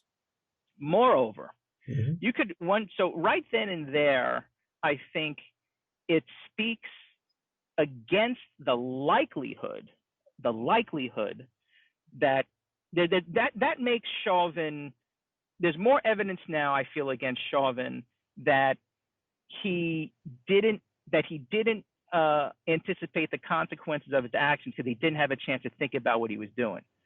So 9 minutes. Oh, I'm not. No, I was not maintaining. I'm not saying that's what you're maintaining. Let me make my argument. So he had the opportunity to calm down and reflect upon what he's saying. Moreover, what you just said that the crowd was stating was also heard by Chauvin. So in that 9 minutes, while he was sitting there on this guy's neck, he was no longer in any danger. The suspect was in the process of being restrained. He had the opportunity to understand his situational awareness, to become aware of the present moment. He was also hearing the perspectives of other people in the crowd stating he can't breathe, and this, that, and the other thing. So not only, I argue, were the crowd statements may have been complicit in motivating Floyd to restrain more, but they were also complicit in having the cop realize the level of danger he was putting the suspect in. Yeah, but see, but the thing is, Chauvin knew that Floyd was saying that he could not breathe before he was ever pinned down. Right. And he could see that Floyd was taking deep breaths as he was calling out loudly, "I can't breathe." And Chauvin would certainly not say, "Well, I've got to start doing what the people around me say to do." That would be Chauvin giving up responsibility for making a decision as to how the situation should be handled and saying, "Well, I don't really know, so I guess if everybody else is saying that I should do such and such, then I should." That does not sound like a responsible police officer. So interesting. Okay. So let's go through an analysis of that moment in time. Okay. Which one? Which one? That moment when the cop had reason to believe that Floyd was just continuing a previous claim that he couldn't breathe. That was happening right away. Yeah. Right. So that was continuing throughout the entire kind of thing. And I think Chauvin said, "You're breathing just fine," or something like that. I think I'm not real sure. Okay. This now,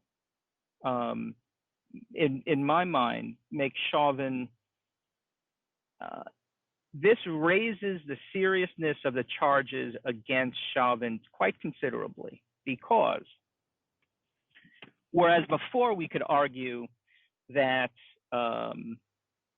Floyd didn't anticipate his consequences of his actions simply because he was in some kind of excited state, he was defending his life, he was defending this guy high on fentanyl. Now we have a situation where not only was he told that he couldn't breathe by the suspect and the audience, but he actually rejected the claim of the suspect. Now, here's my thesis. Okay. when a suspect, when a human being, I'm going to use suspect, when a human being is handcuffed and you have a gun, a taser, and 3 other police officers with you, the sanctity, you are not in any type of, clearly, any type of mortal or other type of danger. And your failure to, Chauvin's failure to respond to to dismiss the suspect's claim that he couldn't breathe represents a lack of acknowledgement of the sanctity of life, of human life in this case. But See, it's really I can't agree with that. If Why? Chauvin indeed saw that Floyd was saying, I can't breathe, before he was ever pinned down, and when he was pinned down, he was demonstrating that he could take a deep breath in order to push it out with the words, I can't breathe, and to see that the other people there, the audience, so to speak, was not accepting that that it was not true that Floyd could not breathe, then Chauvin would have been irresponsible to say, oh, well, I've got to give up, and continue a kind of struggle with him fighting and kicking and whatever it was that was happening. That doesn't mean that he did the right thing. Maybe the right thing would have been to have him stand up and hold him against the police car for a while. And you raised one thing, by the way, very interesting, the question about a taser. So maybe he should have used a taser. But if he used the taser, suppose that was what produced the cardiac arrest. Well, let's talk about what his options were. Okay. At the moment. Okay. If I really want to get into this, I don't think it's neither here nor there, because I think what's really critically relevant to me and material to judging Chauvin's actions is his 9 minutes. He was in no mortal danger, and there's a lot of in between. There's a lot of gray between taking your knee off this guy's neck and getting up. And he could have shifted his knee. He could have laid down on him. He could have done a whole lot of other things in response to concerns that he couldn't breathe. Even if he was clearly breathing, okay, he's not in any danger anymore. And so I think that helps to inform. In my mind, there's a lot of things that he could do. In my mind, getting up. In my mind, I can well imagine that Chauvin was very much aware and was very careful about the amount of pressure that he was putting on Floyd's neck. Why? Why can you imagine? Because that would be something that he would be concerned about. The attention was on whether Floyd could breathe or not. And so I would imagine that Chauvin would be making an assessment, can he breathe?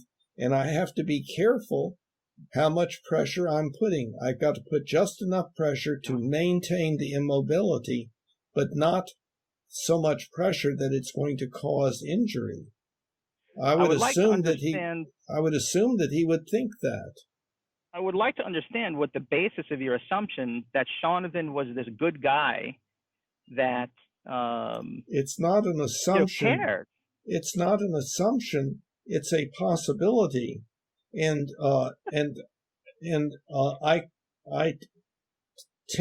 know that what you're saying is, well, everybody can tell that Chauvin was just a bad guy. No, that's not what I'm going to say. What I was going to say is it's just as possible that Chauvin was this masochistic psycho that felt like killing him. Yes. And why are you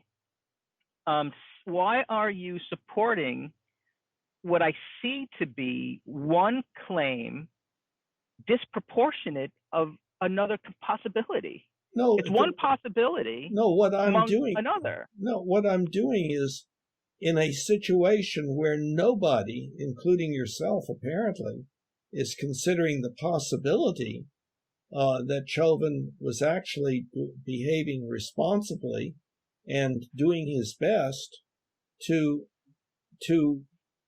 get the idea out to say, look, maybe that he was a bad guy is the right thing. But on the other hand, we don't know, and there is this other possibility. And I can say, to me, it seems a little bit more probable, but that doesn't mean it's right. And it doesn't mean it's right. Well, I think that I'm attempting, and I think I successfully done so, citing evidence, visual evidence, to explain what could be going on in Chauvin's head. I'm citing 9 minutes. I'm citing the ability to calm down. I'm citing that he had the opportunity to take other actions besides getting up off him completely. And what you're doing, trying to understand what's going on in Chauvin's head, is just simply guessing on what possibly could be going on in his head based on a value system that you're imposing on him. That he cares about what the audience are saying. He's concerned about. What evidence do you have of any of that? I don't, but I don't have evidence against it either. So you don't have evidence against it either, but it seems like I would argue, well, the videotape of 9 minutes and the ability of somebody to calm down within 9 minutes may not be evidence, but it certainly holds more weight than just a random speculation of what this guy's motivation was. Well, wait a minute. You keep saying 9 minutes. That's not exactly the right thing, because there was a change in the situation at, I think, 7 minutes, where he became where he became unconscious. But as far as when people are in combat and they are fighting, the amount of time it takes for somebody to run out of energy and give up is well beyond 7 minutes. Something happened. In other words, I could imagine that I can imagine that Chauvin would keep him that way for 15 minutes until it was successful. But what happened was something strange happened. Suddenly, Floyd became unconscious, and I don't know why he did. I don't know what I don't know whether that was a cardiac arrest or whether it was fainting or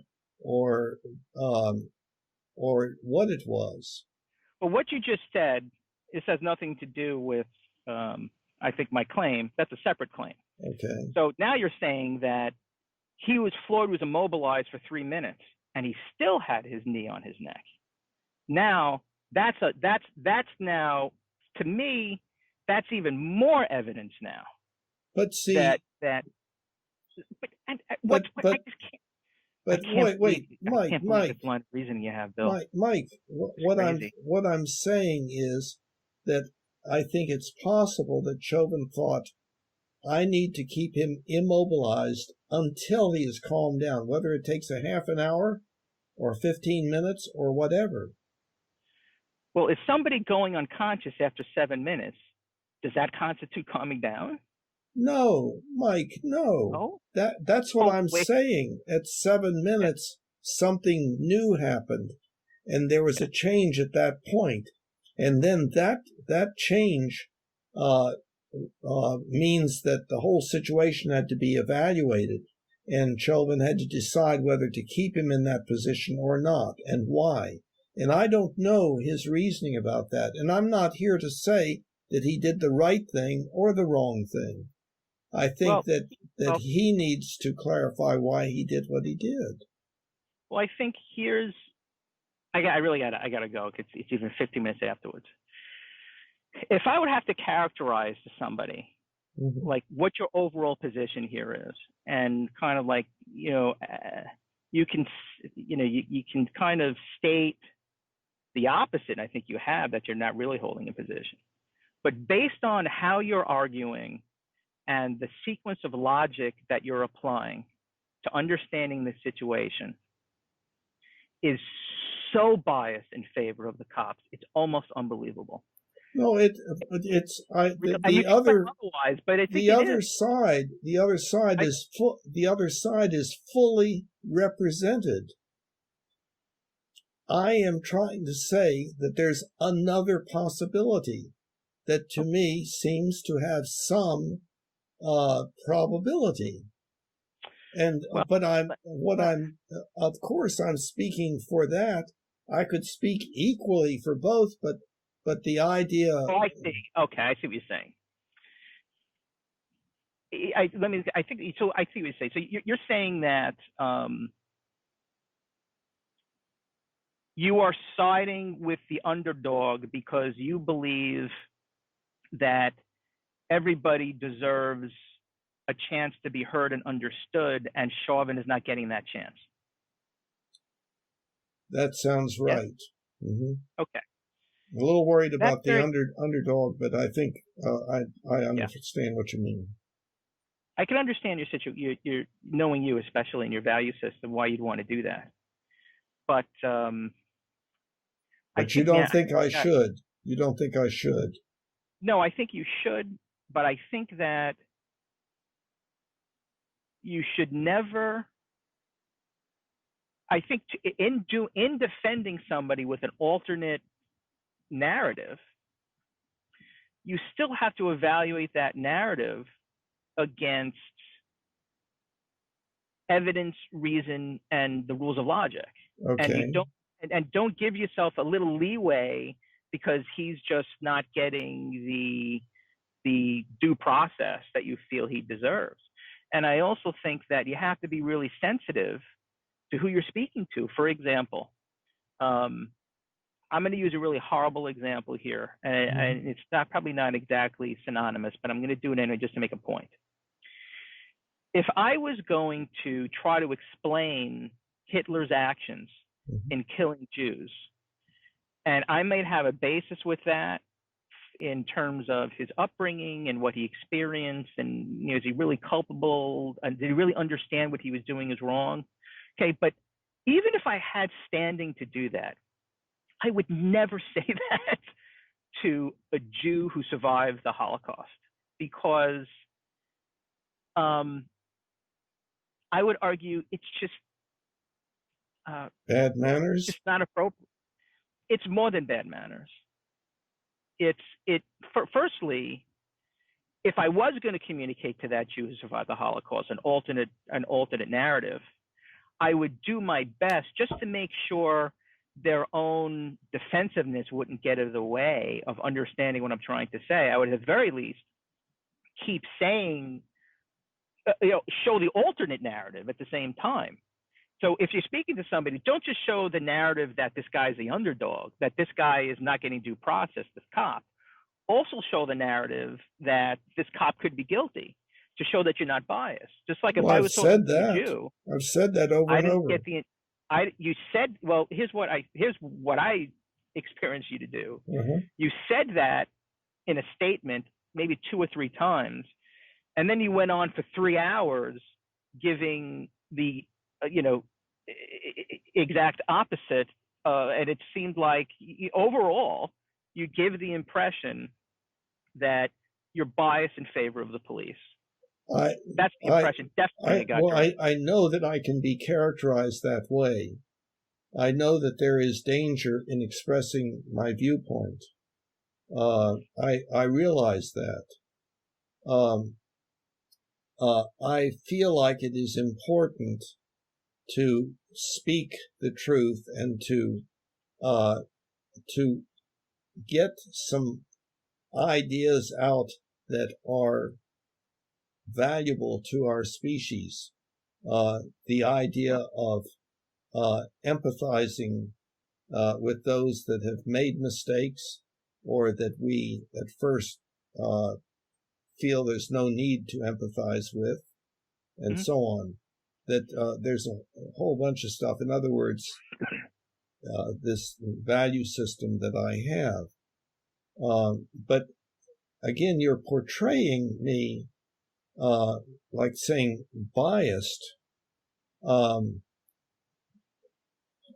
We could say that the people who believe that he is guilty are biased also.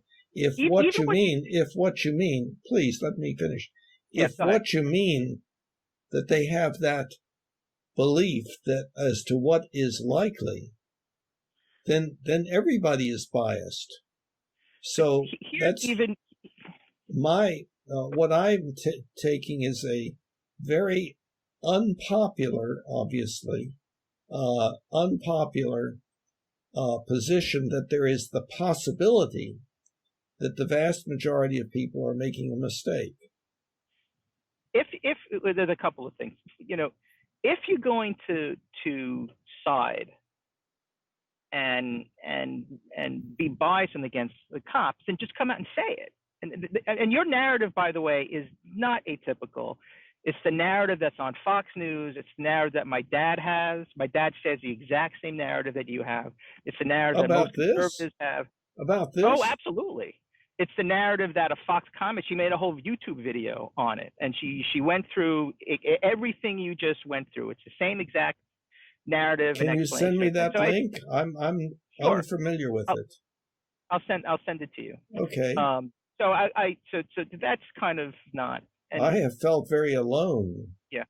Well, you could just, definitely not. So in addition to that, when you had said that you're not taking sides, you had made the statement that there's one person who agrees with you. It's difficult to understand how you can claim you're not taking sides when you are citing somebody agreeing with you seemingly as evidence that your argument is correct. So it does seem like that's not the fact that it's only one person is different. I mean, that would imply that the odds were that I was wrong. I mean, in other words, if everybody believes something, the odds are more that that's correct. It doesn't have to be, but the odds. Yeah. The idea of that person, of you stating that person agreeing with you, is not representative on whether your beliefs are right or wrong. It's representative that your orientation towards that belief is one of potential accuracy. I mean, I don't say if I have no claim on the veracity of a statement of being one way or the other, I'm not going to go ahead and claim, and this guy agrees with me, because there's nothing for him to agree with. I have no position on it. I'm considering both positions equally. When you claim that this person agreed with you, it definitely maybe revealed an unconscious bias that definitely came out in this conversation of defending the innocence of Chauvin. I'm trying to remember why I made that statement, and maybe it was not wise to make it, but I think it was that it is not. I wouldn't make that statement, man. That's just me. I think it was that, look, it is possible for another person to agree with me on this. So I think that was kind of a normal or natural thing to do, but maybe it was not wise. I tell you, this is a very, very troubling situation where I don't feel good either way, being out there with a belief that is contrary to most everybody else in the world, or my remaining silent and saying nothing about something that is horrible in my mind that is taking place. I will send you a video that will make you feel less alone, and I can assure you that my father has the same position. I gather my mother has the same position. Really? I think my sister-in-law and brother-in-law probably. I think basically anybody who's a staunch conservative, or anybody that exclusively gets their news from Fox, would have a similar narrative. Golly. So don't. Oh, this is very common. This is what you said is very, very common. I think it represents. I'm not aware of that. Oh yeah, I'll send you a video of this Fox commentary who posted a YouTube video. My father sent it to me. I see. You know, so I just want to end this because I really got to go at this point. Yeah. You know, if when I think about this situation and the relative guilt or innocence of Chauvin and societal's judgment against him and the appropriateness or inappropriateness of that judgment, I'm understand this is something we didn't touch on at all today. You know, my orientation is, I guess, phenomenological in nature, in that I'm interested in understanding what's going on inside the minds of those people who are out for blood and who just want this guy killed. They don't even want him to go to trial. Right. They just want this guy gone. That's what I'm saying. Lynching is essentially. They want this guy lynched. And whether or not there is justification for that desire, given what they perceive they have experienced. So, and basically, I don't think, I personally, I can give these people a pass. I can understand why, and might even go so far as to say, knowing human nature, it's appropriate for these people to want this guy lynched. And this is something we have not considered, this larger picture of what's going on inside these people's heads that are calling for lynching. Obviously, they feel there's been a pattern of injustice. They feel marginalized in our society. I think they feel that they have no other way of getting justice that they perceive is warranted and due them without lynching, rioting, and killing, and doing violence. And I think, I don't think we should dismiss that out of hand, that we need to evaluate it against the rules of evidence, reason, and logic to see if their position has merit. And I don't think we've done that. And I think we it needs to be done. And you're familiar with that some people kind of think in this conspiracy line of thinking that this is being made use of as an opportunity by certain people and so on. I'm not of that opinion. You're not of that, of course. Well, a friend of mine, I wouldn't call him a friend, an acquaintance of mine, I'm friendly, my acquaintance of mine believes that COVID-19 was a government plot to cull the population of the United States. There are all sorts of things. All right, my friend, it's been real. It's been a 4-hour conversation this time. Can you believe it? That's 4 really hours. something. That's amazing. I know. But I enjoyed it. And I know at one point of the conversation, you said, please be patient with me. I appreciate your patience with me and my sometimes being impatient with you. And, I'm human too. But as always, I enjoyed our conversation and I'm looking forward to it next week. Good. Me too. So are we going to have a continuation of this, or are we going to go back to truth? Well, we'll have to see, I guess. It's more up to you, whatever you would prefer. You sure? You're okay with it? I'd rather go back to truth. Yeah. Well, I have no problem with that. All right. Sounds good, my friend. I'll speak to you next week. See you. Bye-bye. Now we all can see humanity, how much better we